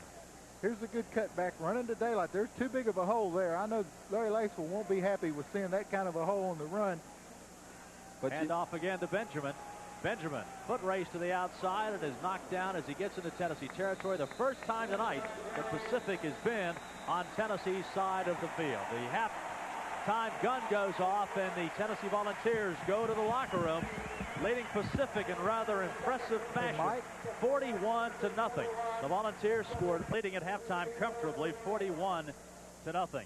Some other scores now around the country today. The long bombs, they decided to reestablish themselves as the rushing team that they are, but you got to be impressed with that total. And what's really impressive is the big goose egg on the turnover side. That will please Coach Majors very much. Ronnie, defensively, you can't argue very much. Tennessee came up with the turnovers, 3 interceptions, the fumble, and Pacific only got across midfield once. Well, that's what they're looking for. You know, that Tennessee knows they're outmanning them. The thing that Conridge brought out as far as the run and shoot, they're getting people open. Tennessee's getting a chance to play against this kind of a defense, which they may see later down the road. They're reacting to the ball well. They're sitting back, not blitzing very much, but they're taking advantage of the mistakes that the Pacific team's doing and throwing the ball over, taking the turnovers. The offense is converting those turnovers into points on the board. The comfortable lead. Now we get some players in the game. The coaches want to look at some junior college kids that they may not have confidence enough to put in a tight game yet, but getting them in a game tonight will help grow the confidence in the young players. Big plays were big in the first half for Tennessee, and Conridge, here's the one. Andy Kelly, little peekaboo here. Little fake and hide the ball right there. And one thing you can't do with Anthony Morgan is wait too long. This ball was definitely underthrown, and that's only because of the speed of Anthony Morgan, but he makes a great catch right here. That'll be on his highlight film, and that'll probably get him an extra $30,000 in the draft. Chuck Webb went out with a knee injury, and apparently, and then Tony Thompson, Ronnie, came on, and I guess you could say filled his shoes admirably. Filled his shoes. I think Tony Thompson's a runner all in himself, too. Good run, a gaping hole by the offensive line. Tony hits the hole before it closes, makes a good move to the sideline, running north-south, and has the speed to run past the secondary for the touchdown. Thompson had 2 touchdowns in the first half, one of 9 yards, and also that 52-yard gallop as Tennessee leads at 41-0 over Pacific. And Tennessee will kick off to start the second half. Pacific had the choice to start the game, and surprisingly deferred it to the second half. So now Pacific has the ball to start things in the second half, provided they catch the ball and put it into play. There's a long driving kick by Chapman. The ball is going to be into the end zone and downed by Pacific. And so the Tigers will put the ball back into play at the 20-yard line. Gazelas, number 18, was the guy who fielded the punt for Pacific. He went out in the first half with an injury, so he is back and in business in the second half. Conridge, what will Pacific try and do now? Well, if they are a real run and shoot team, which first half they showed that they are, they'll stay with their run and shoot, keep running it, and as far as I'm concerned, Hobbs is the better quarterback in the run and shoot scheme. Hopefully, right now, well, they're in the run and shoot formation again, so they're going to stick to their guns and see if they can make a go of this run and shoot type offense. Jazon Bradley buries Hobbs. Jazon with his second sack tonight. Hobbs gets the starting quarterback in the second half, and they had little time to do anything. Conridge, about the run and shoot, though, you got to get rid of the ball, don't you? You've got to throw the ball on time, and what's happening is they're not reading it fast enough, therefore they're holding the ball, and when you do that, the blocking is not designed up front for a drop-back pocket type of passing game. You have to get rid of the ball on time, and if you don't, you're stuck with it. You've got to make something happen. This plays a lot faster out of here than it is in practice when Pacific's been going against their own guys. This direction. Nice run by Anthony Williams. Breaks a couple of tackles, gets across the 25, out to the 26-yard line. Needs to get to the 30 for a first down. Dave Thomas, who makes the start in the second half, makes the stop for Tennessee. So Tennessee with Thomas and J.J. McCleskey out there. Roderick Lewis starts, and also Preston Warren starts, picking up some of the defensive players. The left side of the line there, Bob, made a little X stunt with Jazon going down inside, trying to take the line with him. Brought Kerry Bailey outside wide open. All he had to do was step up and make the tackle, but he overran the play, and the runner cut back inside for a good gain. Willie Richards, 94, the standing linebacker. He's gotten a lot of play today. Here's Hobbs, pressure. Breaks a couple tackles. Gets a first down. Gets more. And a run out of bounds by Willie Richards. superb athletic move by Hobbs. He's doing this all on his own. You get a replay here. I'll tell you, he's not having much success throwing the football. Okay, here he goes. He's 1, 2, 3, 4. Okay, he's late with the ball, and see the blocking's gone. Now that's a natural hole in the run and shoot at the backside. But boy, he just fakes out somebody. I don't know who that was, but that was just a great individual effort by Hobbs. Dave Thomas is in there at the cornerback position, and he ran and grabbed air. That was an air grabber. Hobbs might get 100 yards at this rate. He's got 45 right now. There's a fumble in the backfield. It's fallen on by Brian Fisher. Tennessee got great penetration, though, from Terry Bailey. Well, the draw play... Now, make that check that was Todd Kelly. I'm sorry. The draw play should be one of their better plays this half, simply because Ronnie can tell you about the mentality of defensive linemen in a game like this. They're all trying to get on the stat sheet, pad their sack total right now, so they're going to be rushing upfield, trying to get to the quarterback. And sack's something they call a big play, and when you make that on the defensive side, you don't get 1 plus, you get 2 pluses. That'll raise your score real quick, but you got to do your job first and then get to the ball. Pacific, nobody in the backfield. That's a lateral, but it's complete to Benjamin. And Benjamin gets his way out near midfield to the 47-yard line, where Shazan Bradley widens out to make the stop. So Benjamin swings out of the backfield, gets which really was a backward pass or a lateral, and then moves it up close to the first down. Tennessee defense reacted well to the football. Willie Richards in the open field did not break down, did not set himself to make the tackle. Good job by the receiver to break past him and get some big yardage. They've got an alternate play off of that slip screen. I'll tell you about it in a minute. They might be running it here. 3 wide receivers pressure by Todd Kelly. Hobbs breaks some tackles and gets a first down as he gets into Tennessee territory. Pinned by Lance Nelson. But Hobbs goes over 50 yards. They were trying to run the alternate play off of the slip screen. What you do is if the defense reacts to the slip screen guy, which they did on the first play, you throw it to the secondary guy, which is the wide receiver running the hook behind it, because you can't play both of them. They were trying to execute that on that play, but protection broke down. Quarterback had to scramble for his life. Man in motion is Melvin Johnson again. Hobbs now with 48 yards rushing. Handoff up the middle. Looking for a help, and blasted is Anthony Williams. Nelson, as he was stood up by J.J. Surlis, got blasted. Lance Nelson was there to pin him. Good defense by Tennessee. Here's the draw coming up. Surlis on the penetrations. Got a hold there, holding on tight. Where's the second help? There's the big hit. If man gets caught stood up, you got to come in there and finish him off. Good pursuit there. Smokey's even tired watching things tonight. Tennessee has played so hard defensively. Has shut down Pacific. J.J. Surlis, a good story. Last year earned a starting defensive tackle slot, that went down with a knee injury in the first game. Has really worked hard in rehab to get back to playing, and right now is vying for a starting job.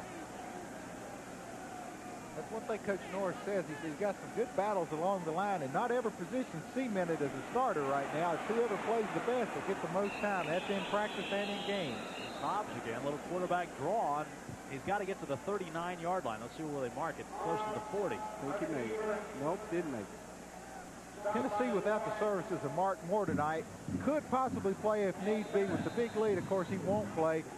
Giving the backups a chance to get some valuable playing time, helping Coach Norris, the defensive line coach, filter out his players, seeing who really wants it the most, who's going to be there in the games for the SEC later on down the line. Tennessee's played mostly second-line players, second and third teamers since the middle of the first period, really. Lance Nelson makes the stop on Brian Fisher, but it looks like Fisher's got a first down.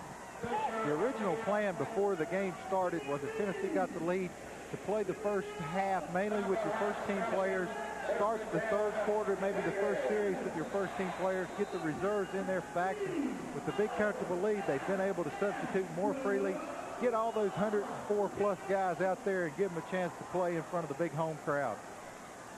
This has by far been Pacific's shining moment of the game. They took the second half kickoff, and they've controlled the ball now for 5 minutes. Benjamin tries to dance outside, and Jeff Tellis makes the stop.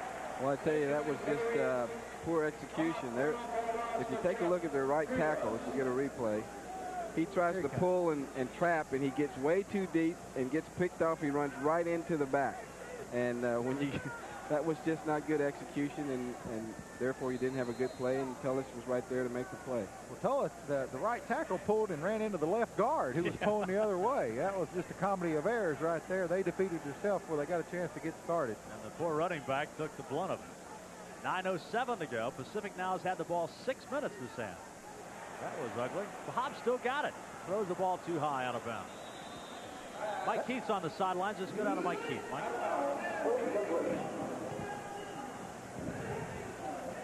Well, right now, guys, they're looking at Todd Kelly's left knee at this point. He apparently went down on one of the plays about, I guess, the last series. Kelly's injury does appear to be serious at this time, and they are checking out his left knee. So while Tennessee's winning on the scoreboard in terms of injuries, they're losing big, Bob. Yeah, it's one of those risks you take in a game like this. You get a chance to play a lot of people, but you also get a chance of getting some people hurt. This is the 14th play of this drive. Hobbs throws the ball forward. That should be a pass and is incomplete. That was supposed to be a screen, and it's a great little run and shoot play, but the execution is just not there. And I hate to keep reiterating that, but if you take a look, see, they run into each other, and that's an incomplete pass, by the way, but it just was not good execution on the part of Pacific offense. Was he trying to hand that ball forward? If they were running the run and shoot screen, he's supposed to sprint outside of him and flip it back like a Utah pass underneath.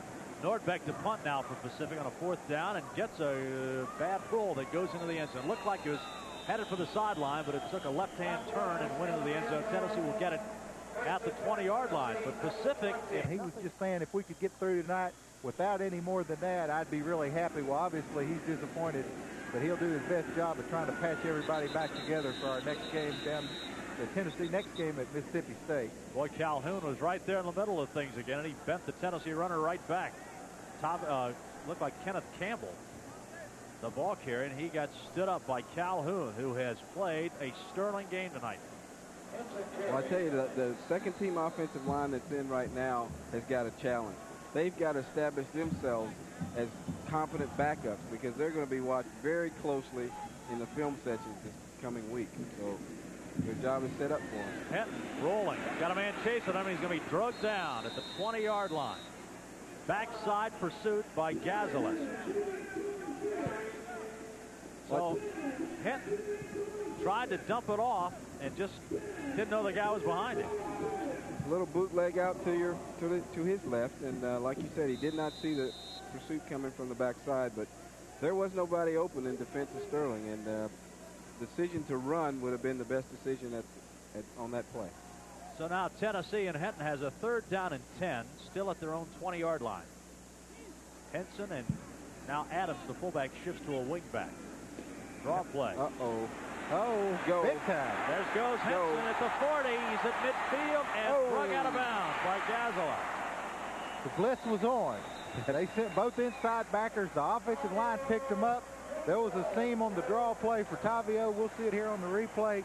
And he's running the daylight up that sideline. 36 yards for Henson on the play.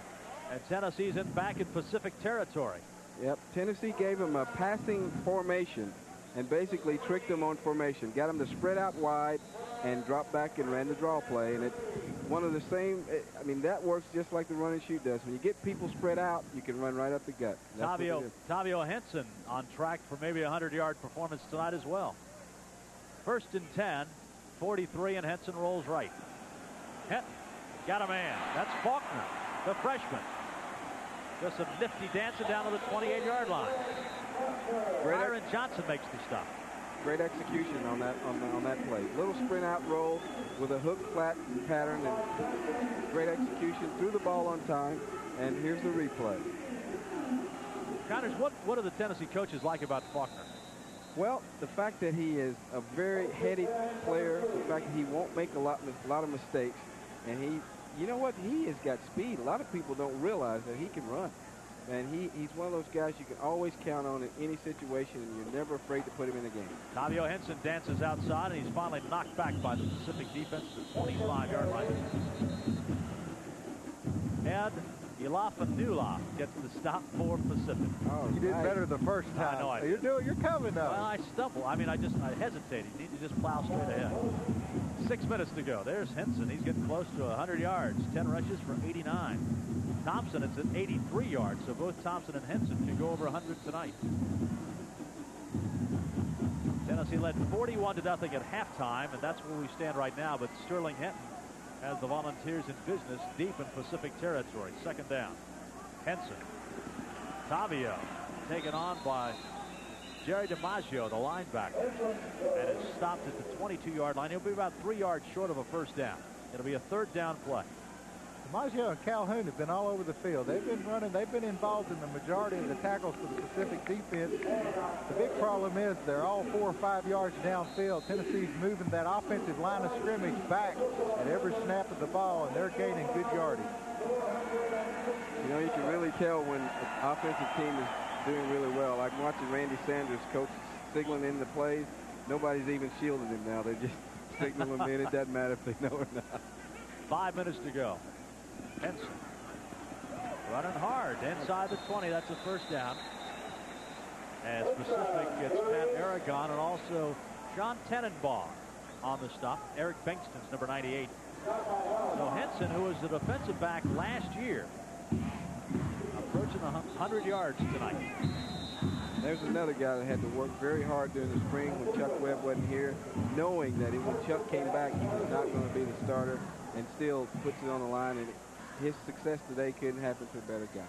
Now let's put things into perspective too. If Webb can't go, Henson might be the man. Kenneth Campbell up the middle, plows his way down to the 10-yard line. And Pat Aragon makes the stop again. Mike Keith on the sidelines. Mike? Bob, we've got our first true freshman of the year in the football game. Ronald Davis is in at wide receiver.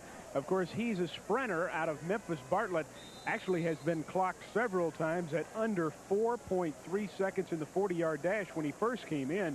He was looked at on both offense and defense. They expected to redshirt him, but right now, Bob, he's flanked out wide to the right. There he is, number 82, Ronald Davis. He's the only wide receiver in this set. Hand off. Campbell up the middle. Plows his way close to a first down to the 6-yard line. Sterling, Kenneth Campbell is a guy who came on last year. He made some progress at fullback, but Tommy West said he's still a little bit, he needs some more work before he's ready to jump in there on a full-time basis. Well, he really does, and that's because of the system that he came out of in high school. He was not in a very complicated system. He was one of the bigger guys they had, and it was like turn around, give the ball to Kenny Campbell. He's bigger than everybody else, and he basically just run over. So he's having to learn a system and a purpose for being a fullback right now, and that's going to take some time. They go to Campbell again. Campbell down to the 3-yard line. The clock continues to roll. It's at 3 minutes to go and counting in the third period. Tennessee scored 31 points in the first, 10 in the second, none so far here. Stop for the Pacific team made by Gonzalez again. Tennessee's not doing any splitting or wide. They're just lining up with 2 tight ends, 1 wide receiver. They're just running the ball at this depleted defense of Pacific and just knocking them off the ball or on the verge of running it in for a touchdown. Hand off. Campbell over Bernard Daphne down to the 1-yard line. Daphne, number 75, came in as a highly regarded defensive lineman, but was shifted to offense and is now playing second-team offensive guard. Stop was made by Tenenbaugh again for Pacific. Tennessee has got it now third down and needs a couple of yards for yet another touchdown. Got a chance to meet Bernard, and you're talking about a big specimen. That's a big man. He is. He is. Daphne, and he's really a fine young man. Very personable, very nice. Daphne listed, we'll get the official listing of him, but I want to go by the book here. There's another injury. That's Patrick Lenore. Daphne, His and the rest is history. You know, Charles McCray's an All-American, and that's what they're hoping for Daphne before the season's out, is he can get more playing time and become a starter. Campbell over the top scores for Tennessee. Kenneth Campbell got knocked back. Second effort, he's battling Gary Calhoun. And the touchdown for Kenneth Campbell as Tennessee continues to build the lead. Campbell is a freshman, a redshirt freshman, 6'2", out of Chattanooga. So the touchdown makes it now Tennessee 47, Pacific nothing. Interesting story about Bernard Daphne. In the dorm one day, he came to one of his teammates, knocked on the door, didn't know what was going on. Being from L.A., he'd never seen a lightning storm and just freaked right out. So he had to come and ask his teammates what was going on. Kick is up and good by Tennessee, which is Corey Fleming. I don't think that's Corey Fleming kicking. Any idea who 12 is, Condrich? Here's the touchdown again. We'll check that. Kenneth Campbell over the top. Good second effort. The surge stops him right there. Campbell comes back down, but the official says the ball broke the plane. Here we go, see it again. As soon as the side officials got the view, the ball is up. Oh, yeah. Jumped the jumper. He broke the plane. They just pushed him back when he came back. So Kenneth Campbell gets his first touchdown in an orange shirt, and Tennessee 48, Pacific nothing. The cheerleaders going to be worn out. They do push-ups for every point Tennessee has scored. They're getting a workout tonight, as is Tennessee's kickoff team. Joy Chapman going to do it again. That's a classic example there on the goal line play of good officiating. The umpire, who's in the middle of the field, does not call the touchdown. The side judge, standing straddling the goal line, is the man, as soon as the ball clears, signals the touchdown firsthand because he's got the good view of the play. Tennessee kicks it off again. Chapman going deep. Gazalis moves up to the goal line, steps back, and decides better of it. Tell you what, the kicking reel for this game will probably be as big as the offensive reel when they go into meetings. Since they need to work on the kicking game, that will probably be good practice this next week. Sure will. Now, this is something right now, a time of the game where Coach Harris told me he was really concerned for his team as far as mental toughness. He's worked day in and day out. He said my predecessor would still be here if the players had mental toughness, played every down the same. He's left the players at home for this trip because they didn't practice as hard as they needed to, and he's got to see who he can find for players here tonight. One player he knows he's got is Daryl Hobbs, who is now back in at quarterback, and he has played very well. There's the screen. Nothing going. Melvin Johnson didn't have a chance. Almost, just a little bit short. That is basically a long trap. And what happened was the offensive tackle just didn't get there in time to trap. Watch the left tackle. He's going to go out and try to trap the guy that makes the play. Oh, just a little bit late. If he gets there, you got a chance with that play. J.J. McCluskey got there, beat the offensive tackle for Pacific. Chris Boz was trying to get out there to make the block. Loss on the play of 3.5 yards. So now Pacific has it second and long. Again, that's been the story of their night this evening. Tennessee again with Surlis up front. Jeff Tullis is in there. Lance Nelson. Dwayne Dotson has played a lot at middle linebacker. It really gives these second teamers and third teamers a chance to play in game competition, which is very valuable as you move on in the season and people get injuries. There's the quarterback draw. They stuff it this time. Tullis is there. Ryan Patterson, 55, also in there for Tennessee. Tullis led the way again. Tennessee's in more of a prevent type defense now. They just had 3 down linemen on that play. The linebackers in the game are 5, 6, 7, 8 yards off the ball. Tullis coming through, took an inside charge and ran right into the quarterback draw and made a big play for minus yardage tackle. 34 seconds and counting. Pacific has been into Tennessee territory twice in the game and now backed up inside their own 20. Daryl Hobbs. They need a big play. Hobbs has time to throw, and great catch. Good catch. Good throw, good catch. Great read that time. Dave Thomas on the defense against Jason Edwards. That's the first time, really, Ronnie, they've been able to throw the ball down the middle on Tennessee. Tennessee in a 3-man rush there. They got 5 linemen on 3 rushers. They got plenty of time. Tull stands in the hole, did a good job of picking out his receiver, reading the route well, delivering the football, first down for Pacific. 20 yards on the pass play as the quarter comes to an end. Tennessee scores a touchdown at the end of the third quarter. Our score, Tennessee 48, Pacific nothing. But he'll knock the stuffing out of you.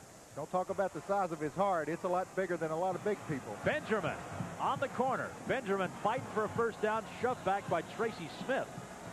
But Benjamin showed some speed when he got to the corner. He's a pretty good player. He's an interesting story, too. He was originally going to Cincinnati, and then that didn't quite work out for him. He went to junior college, and as it turns out, the recruiting coordinator for Cincinnati, Stoff Kreiner, then goes to Pacific. And who does he bring with him? Ryan Benjamin. 14 minutes to go on the game. Tennessee leads 48-0. Tennessee led 31-0 at the end of the first quarter, and Pacific really has never been in the ball game. Tennessee took the opening kickoff and marched it right down the field. Here's Benjamin again. Nice move. Two nice moves. Good. Gets to the 45-yard line.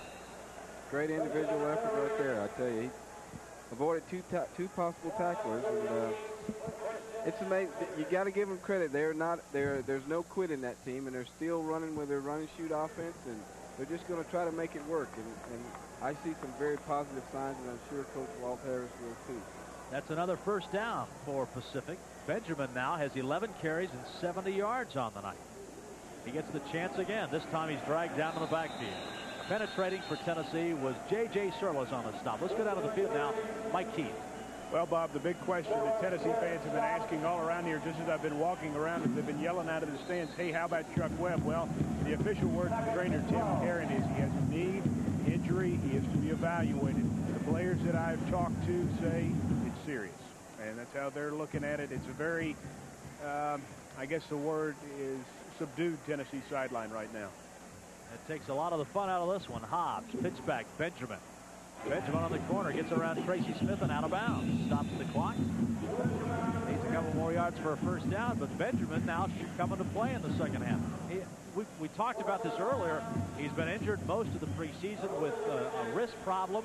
This is the first time he's actually even scrimmaged. So he's taken him a while to get his game legs, but he's playing well. Well, the offense is doing a good job of running their plays, but you're looking at a second, third team Tennessee defense too. Tracy Smith, not very big, not real physical. It seems like they're trying to run the ball his way, as he's not more of a run support guy. He's more of a pass support guy. Here's Hobbs on the option. This time they stop it pretty good, but Hobbs on individual effort gets close to a first down. He ran through an arm tackle by Willie Richards, and finally Preston Warren comes up to make the stop. Third straight play that Pacific has went to the left side of Tennessee's defense. They found something over there they're trying to exploit, and they're moving the ball down the field. Of course, this is fourth down. Big call here is whether they can keep their drive going. Yeah, he ran through 2-3 tackles, and finally Surlis and Warren pin him. 12-16 to go. Pacific on a 4th and short. It's a good character builder for them. Let's see how they react.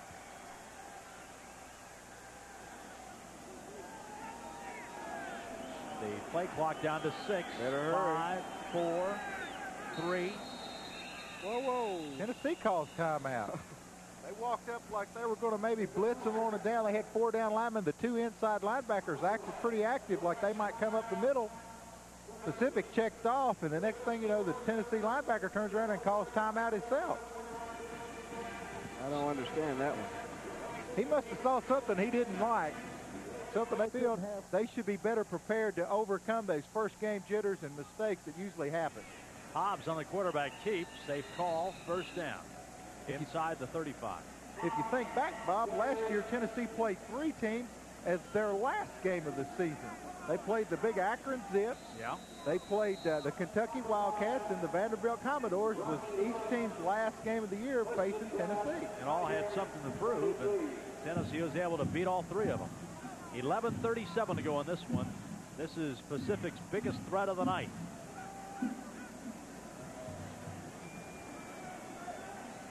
Hobbs looking. He can run back there. Got a guy open in the middle. Throws it a bad pass, knocked down. Just a bad pass. Roderick Lewis almost got the interception. Conders, you can tell that Hobbs just doesn't have the confidence back there just yet. He doesn't have the confidence simply because with the run and shoot, it takes time and repetition. The more repetition, the more confidence you'll have. And right now, he's just not throwing the ball on time, and that's what the premise of this offense is based on timing. If you don't throw it on time, you're in big trouble. And right now, they just don't have the timing down. But at least they're sticking with it, and it looks like they're going to go with it as their offense. Second and long, Pacific down 48-0. Blitz, they get it off to Benjamin. Benjamin to the 30, run out of bounds by Willie Richards.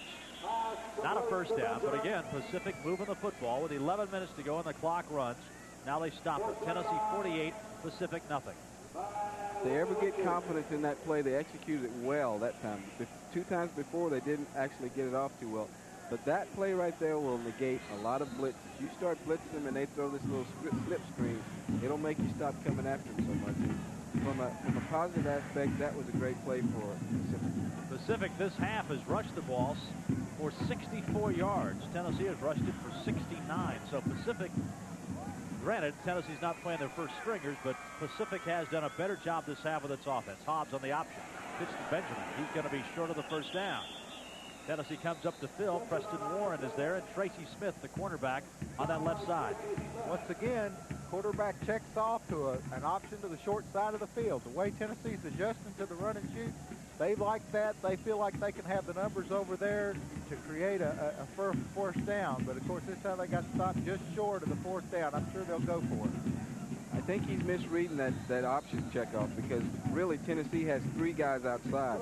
Their alignment on the defensive end is outside of the tackle, not head up, which makes them have a tackle, a safety, and cornerback outside of them. Another fourth down play, and again they go to the quarterback sneak, and Hobbs inches it ahead. Jeff Tellis pins him. That's 94 Willie Richards at the bottom of the stack too, but Richards again, or I should say Hobbs again on a fourth down and short goes for the first down. They're going to measure it. He might have gotten a bad spot. No, they moved the chains. They got a player down.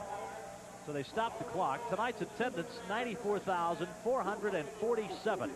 That's a sellout, 94,447. 10 to go at the Tennessee 22-yard line. Tennessee linebackers walked up in the holes. They're almost right up on the line with the defensive line. They're trying to stop an anticipated run. New quarterback. He's open. Touchdown. Touchdown. He's 1 for 1. The pass was thrown by Chris King. Chris King, his first play. He's a senior out of Dixon, California, and he throws a strike to Oscar Mesa for the touchdown. Well, and the Pacific fans didn't make the trip for nothing. This was just a perfect example of catching Tennessee in a coverage with corner roll, and they hit the little void area, which is it's a void area in the cover 2 scheme, right outside of the up guy, in front of the deep guy. And great play, great throw, touchdown, Pacific. Oscar Mesa gets the reception.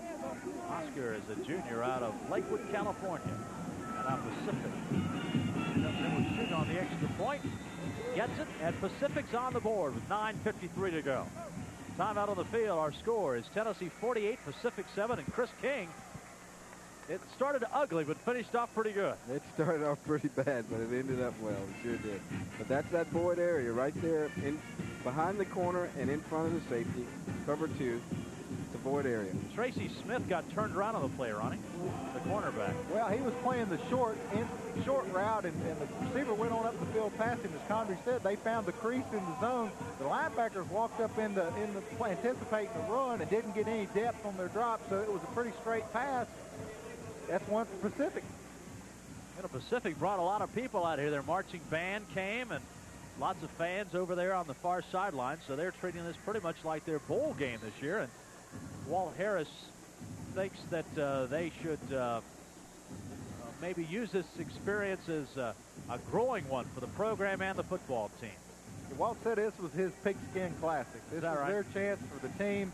And he mentioned the confidence builder, the kids that worked hard in practice. I don't know if you saw it there before the game, but any kid that was on scholarship or walked on, that practiced every day in spring, every day in fall, made the trip, and was an honorary captain to walk out on the field for the coin toss. He's trying to build morale, build that mental toughness that he kept talking about in our interview. He wanted this team on down the road to use this as a stepping stone to become a good football team. Pacific to kick it off, and dropping back deep for Tennessee, getting the ball on the 7-yard line, and not going very far. That's Ronald Davis. Davis takes the ball upfield to the 17-yard line. Kyron Johnson comes up for Pacific to make the stop. Now the question, do you stay with Sterling Henton, or do you give Lloyd Kerr or Steve Matthews a shot to play? Lloyd Kerr's in there. So Kerr gets his first varsity action. Kerr, the freshman, out of Bolingbrook, Illinois, 6'3" freshman. Lots of talent. Connors, what do you like about him as a quarterback? I've never seen a throwing motion as fluid as his in quite some time. He reminds me a lot of Tony Robinson with a lot of strength. This guy's at least 220, and he's one of these guys that you can only play him at quarterback. He's too big to play wide receiver. He's not quick enough feet-wise to play running back. And he's got all the skills of a quarterback. He has a tremendous talent and just needs more work. New fullback in for Tennessee, 43, is Keith Steed. So Tennessee's getting almost everybody on the roster into the game tonight. The stop again was made by Gary Calhoun. We got Calhoun tonight for 8 unassisted tackles. Under 9 minutes to go. Tennessee 48, Pacific 7. Tavio Henson gets to the outside and is run down as he gets to the 27-yard line. Jerry DiMaggio comes up, and also Pat Aragon. Aragon, you just know he loves to play the game. He got up after the tackle. His team's getting beaten by 41 points. Slung his fist into the air. He's a player. He's not giving up one bit. The scoreboard doesn't mean a difference to him. He's going to play till the last down.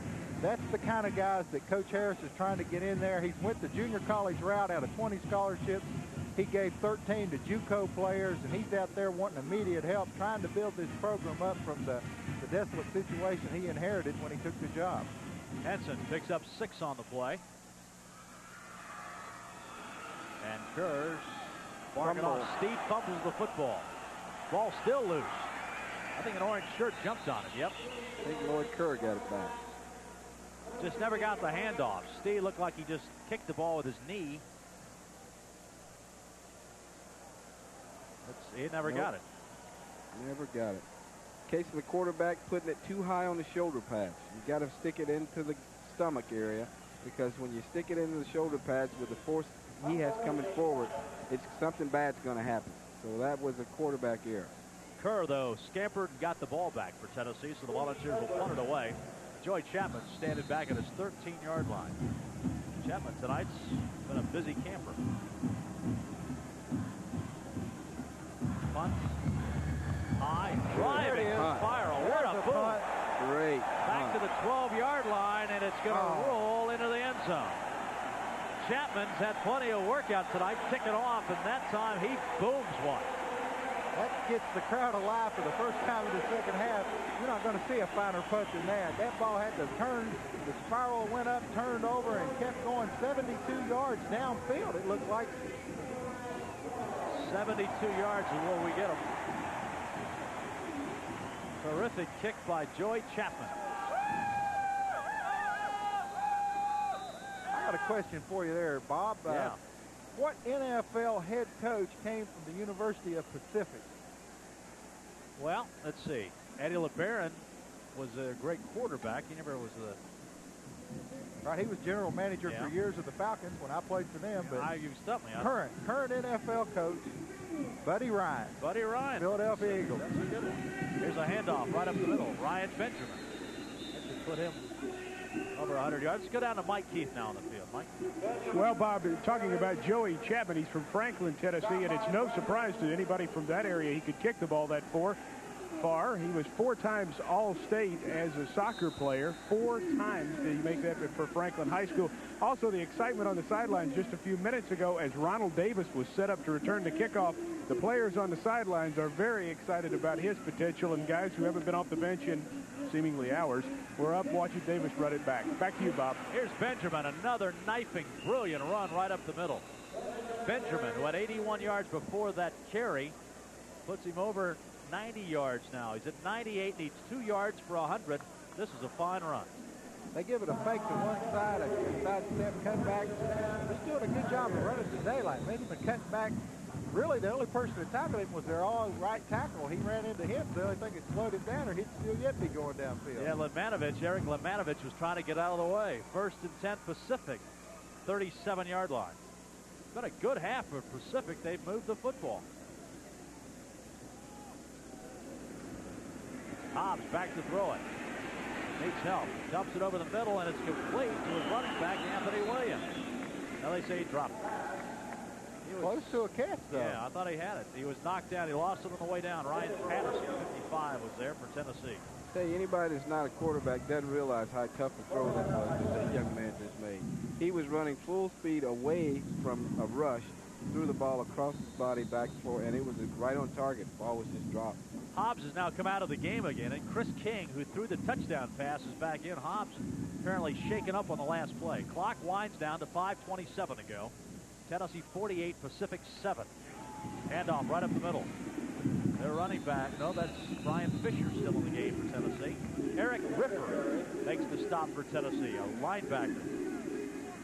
Eric out of Oklahoma City, Oklahoma, junior, 6'3", 233. Tennessee's defense showing signs of getting a little bit tired. Chazani ran the play down before. Didn't even get back out of his stance when the ball was snapped there. They're getting a little tired on this hot night. Temperature at game time was right at 89 degrees. It's 82 right now according to the clock downtown. King fires, that's good. A pass complete to Brian Kalastonian, who came out of the backfield. 5'8", 155 senior from Burbank. Reggie Ingram made the stop for Tennessee. Ingram, a freshman, redshirt out of Memphis. Number 41, there's Reggie. First action Reggie's seen this year. Yep. Faulkner now drops back for Tennessee. Craig Faulkner will stand at his 16-yard line. If he gets the crease, he can turn on the jet. That's a good one to return. Faulkner's got a chance. He got it at the 23. Faulkner needs a block on the corner. And now he steps out of bounds about the 39-yard line. Faulkner about 2 steps away from breaking it. Got pinned against the sideline and couldn't get out. Just one block away. Did a great job picking his hole. The punter really outkicked his coverage. He didn't get a hang time. Had a running start at it. We almost saw another big return for the Tennessee kicking game, which is Coach Major's main concern coming into the game. You know, it's amazing. Most teams would like to find one consistent, solid guy to return punts. Tennessee's run about 4 guys out there tonight that are pretty good. And they'll probably all be used before the year's out. So Kerr gets his second time as the quarterback to start the drive. And now Ronald Davis, who's at a tailback, takes the pitch and moves up to into Pacific territory at the 45-yard line. What came flying out there on the hit? Looked like a pad, somebody's pad. Somebody put their helmet on the pad instead of the ball. Gordon Jones comes up to make the stop. Davis shows pretty good speed here, Condridge. Well, from all indication, he has tremendous speed. He was one of the freshmen that was mentioned of being very, very, not cocky, but just confident when he came in here. And a lot of the veteran guys were talking about it. He's going again, gets some room to run. There's the speed, but this time he's knocked down. Picks up a couple of yards. Oh, wow. And now there's a penalty. Flag thrown. Aragon was there to make the stop. Also for Pacific was Ed Ulafania. And let's see what the penalty is going to be. Personal foul against Pacific, a late hit. First penalty this half. First half was marred by penalties. There were 18 penalties in the first half, only 1 this half. 3:10 to go. 2 touchdowns both sides. Tennessee led 41-0 at half. And now it's 48-7 Tennessee with 3:11 to go. Bob Kessling, Ronnie McCartney, and Condridge Holloway at Neyland Stadium. That's a good job of officiating, Bob. When you get into a game, the outcome's already decided. You don't start nitpicking trying to control the game as an official. You let the flow go and get the clock running to get it on down the line. Keith Steeds back in at fullback for Tennessee. Handoff up the middle. Hard running up the middle. Bob, do you think the insertion of Davis at tailback might be an indication of just how serious that knee injury is, Chuck? I'd say so. I really say so. Rossi got the tackle as that's Tavio Henson, who now should be over 100 yards. Oh.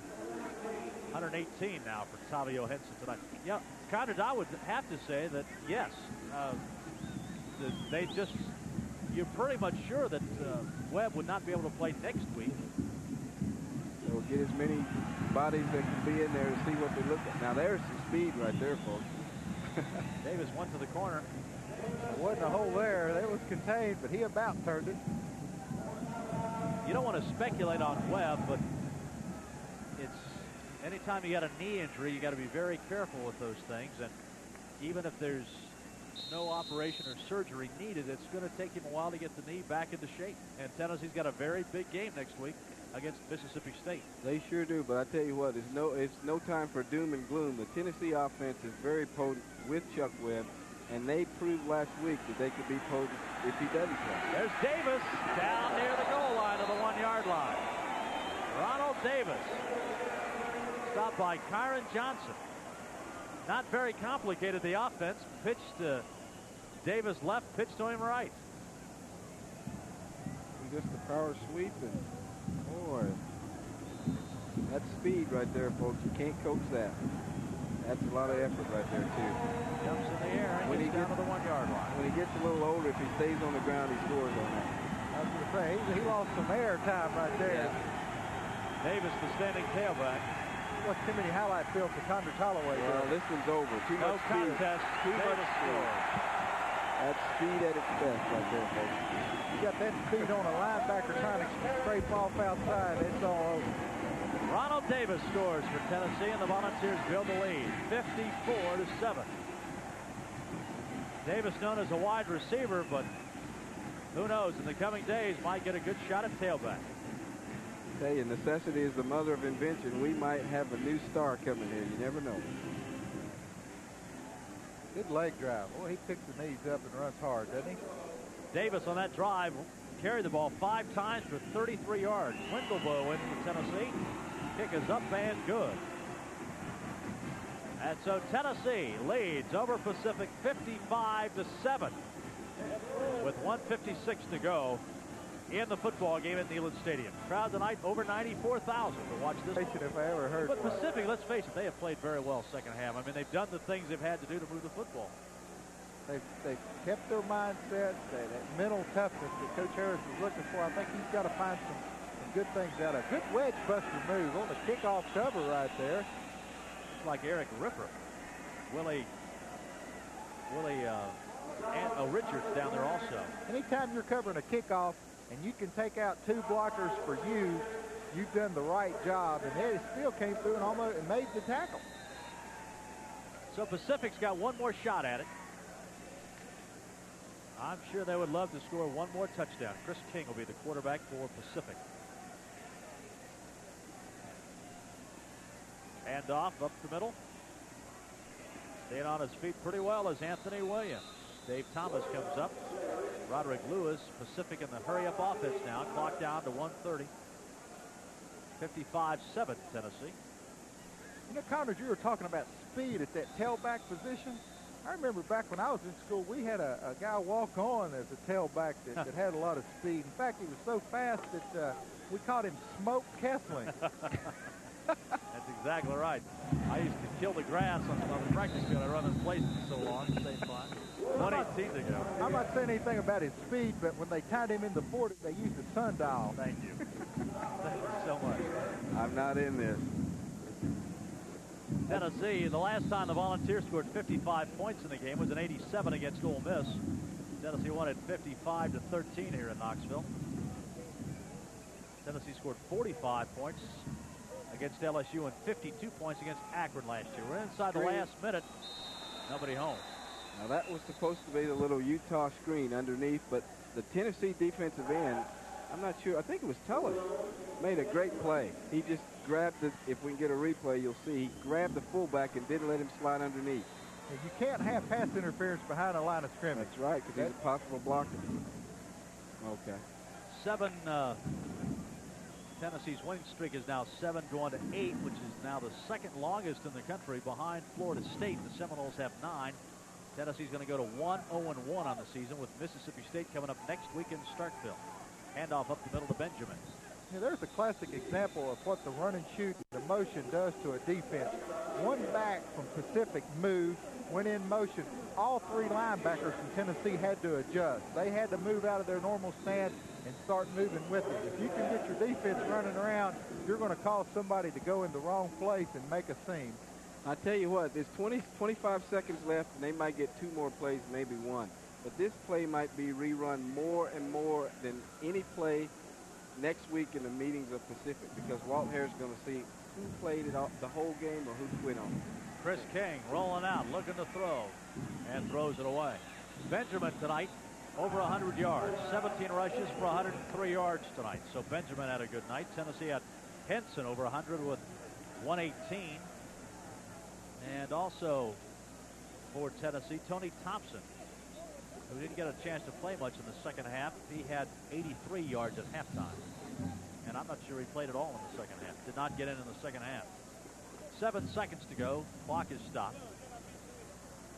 Coaches know what Tony Thompson can do. he proved himself. He's made this team. He'll be the starter in an event that Chuck Webb is hurt. He'll be the guy to step in and fill in at tailback. Anthony Williams on the final play of the game, and Tennessee wins tonight as the Volunteers beat Pacific 55-7. It's the first meeting ever between these two schools. Pacific now 0-5 against Southeastern Conference opposition. Tennessee did exactly what they needed to do tonight. That is jump out to the big lead, which is what they did. Chuck Webb scored early, made it 7-0. 4 turnovers by Pacific aided Tennessee's cause in the first half. Tony Thompson scored Tennessee's second touchdown, a 9-yard run, made it 14-0. Greg Burke, a field goal, made it 17-0 in the first half. Andy Kelly lit up the skies to Anthony Morgan, 43 yards, 24-0. Tony Thompson, a 52-yard run, made it 31-0 at halftime. Then at the end of the first quarter.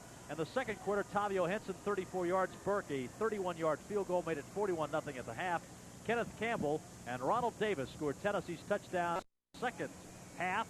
And then Chris King to Oscar Meza had the only touchdown for Pacific in the game, as the Volunteers win tonight over Pacific 55-7. Sterling Hinton and Walt Harris meeting on midfield here at Neyland Stadium. A lot of class there on Walt Harris's part, coming out congratulating all the Tennessee players, the fans. He's still got a good relationship here with a lot of people, all wishing him well, knowing that the future's ahead for a young Pacific team. And there's, I think, just telling the guys you didn't give up. It was a tough night for you, but you hung right in there to the very, very end. Johnny Majors now will talk to Walt Harris, and they'll exchange pleasantries. And let's go down to the field now. Mike Keith with Mike. Dale, a super job again tonight. Are you becoming more and more comfortable with Tennessee's defense? Yeah, really, I'm very happy with it, because we didn't really get enough reps today. But, I'm really happy with it. Defense showed a lot of pride, so came up with it. As many mistakes we did last week, so I'm very happy. Even if you were playing an inferior opponent from last week, how much progress did they make, or can you tell? Oh, they made really a lot of progress. Really worked on team unity, the first thing. So we worked on our fun back pattern and everything.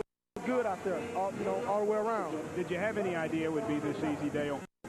Excuse me? I said, did you have any idea it would be this easy tonight? No, I was going to have more competition. With what we heard about their offense, and we really didn't know too much about it. I didn't expect it was going to be this easy. The Chuck Webb injury, how serious did it affect team morale? Affecting, I went down with a knee injury. I'd be upset, but I think he'll be back. He's not from the whole year. Okay, Mississippi State next week. Your first Southeastern.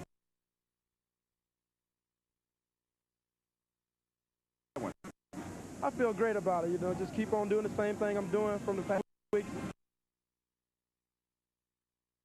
Pacific, I think I have a good game. Another super job, Dale Carter. Defense. Thanks a lot, Dale. Thanks. Back to you, Bob. Okay, Mike, thanks very much. Tennessee now on home opener, 17-5 overall. Tennessee wins it tonight, 55. Here's gear up for Mississippi State. Mike, Coach Johnny Majors. We have head coach Johnny Majors back with us in just a moment. Of course, Tennessee beats Pacific tonight. Just the Volunteers' biggest victory since the 1987 home opener, which was a win over Colorado State, 49-3. A lot tougher last year when the two. Reaction to the victory. Well, we certainly were a much superior team in manpower.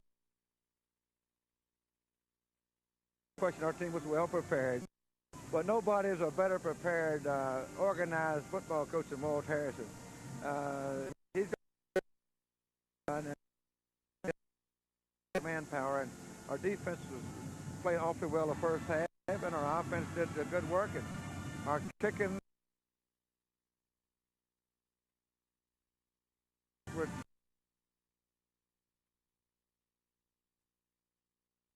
a complete played ball game all the way around. And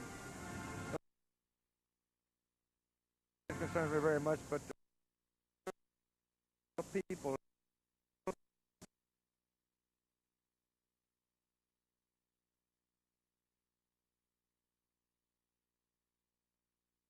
Hall of Fame. Yeah, the next injury.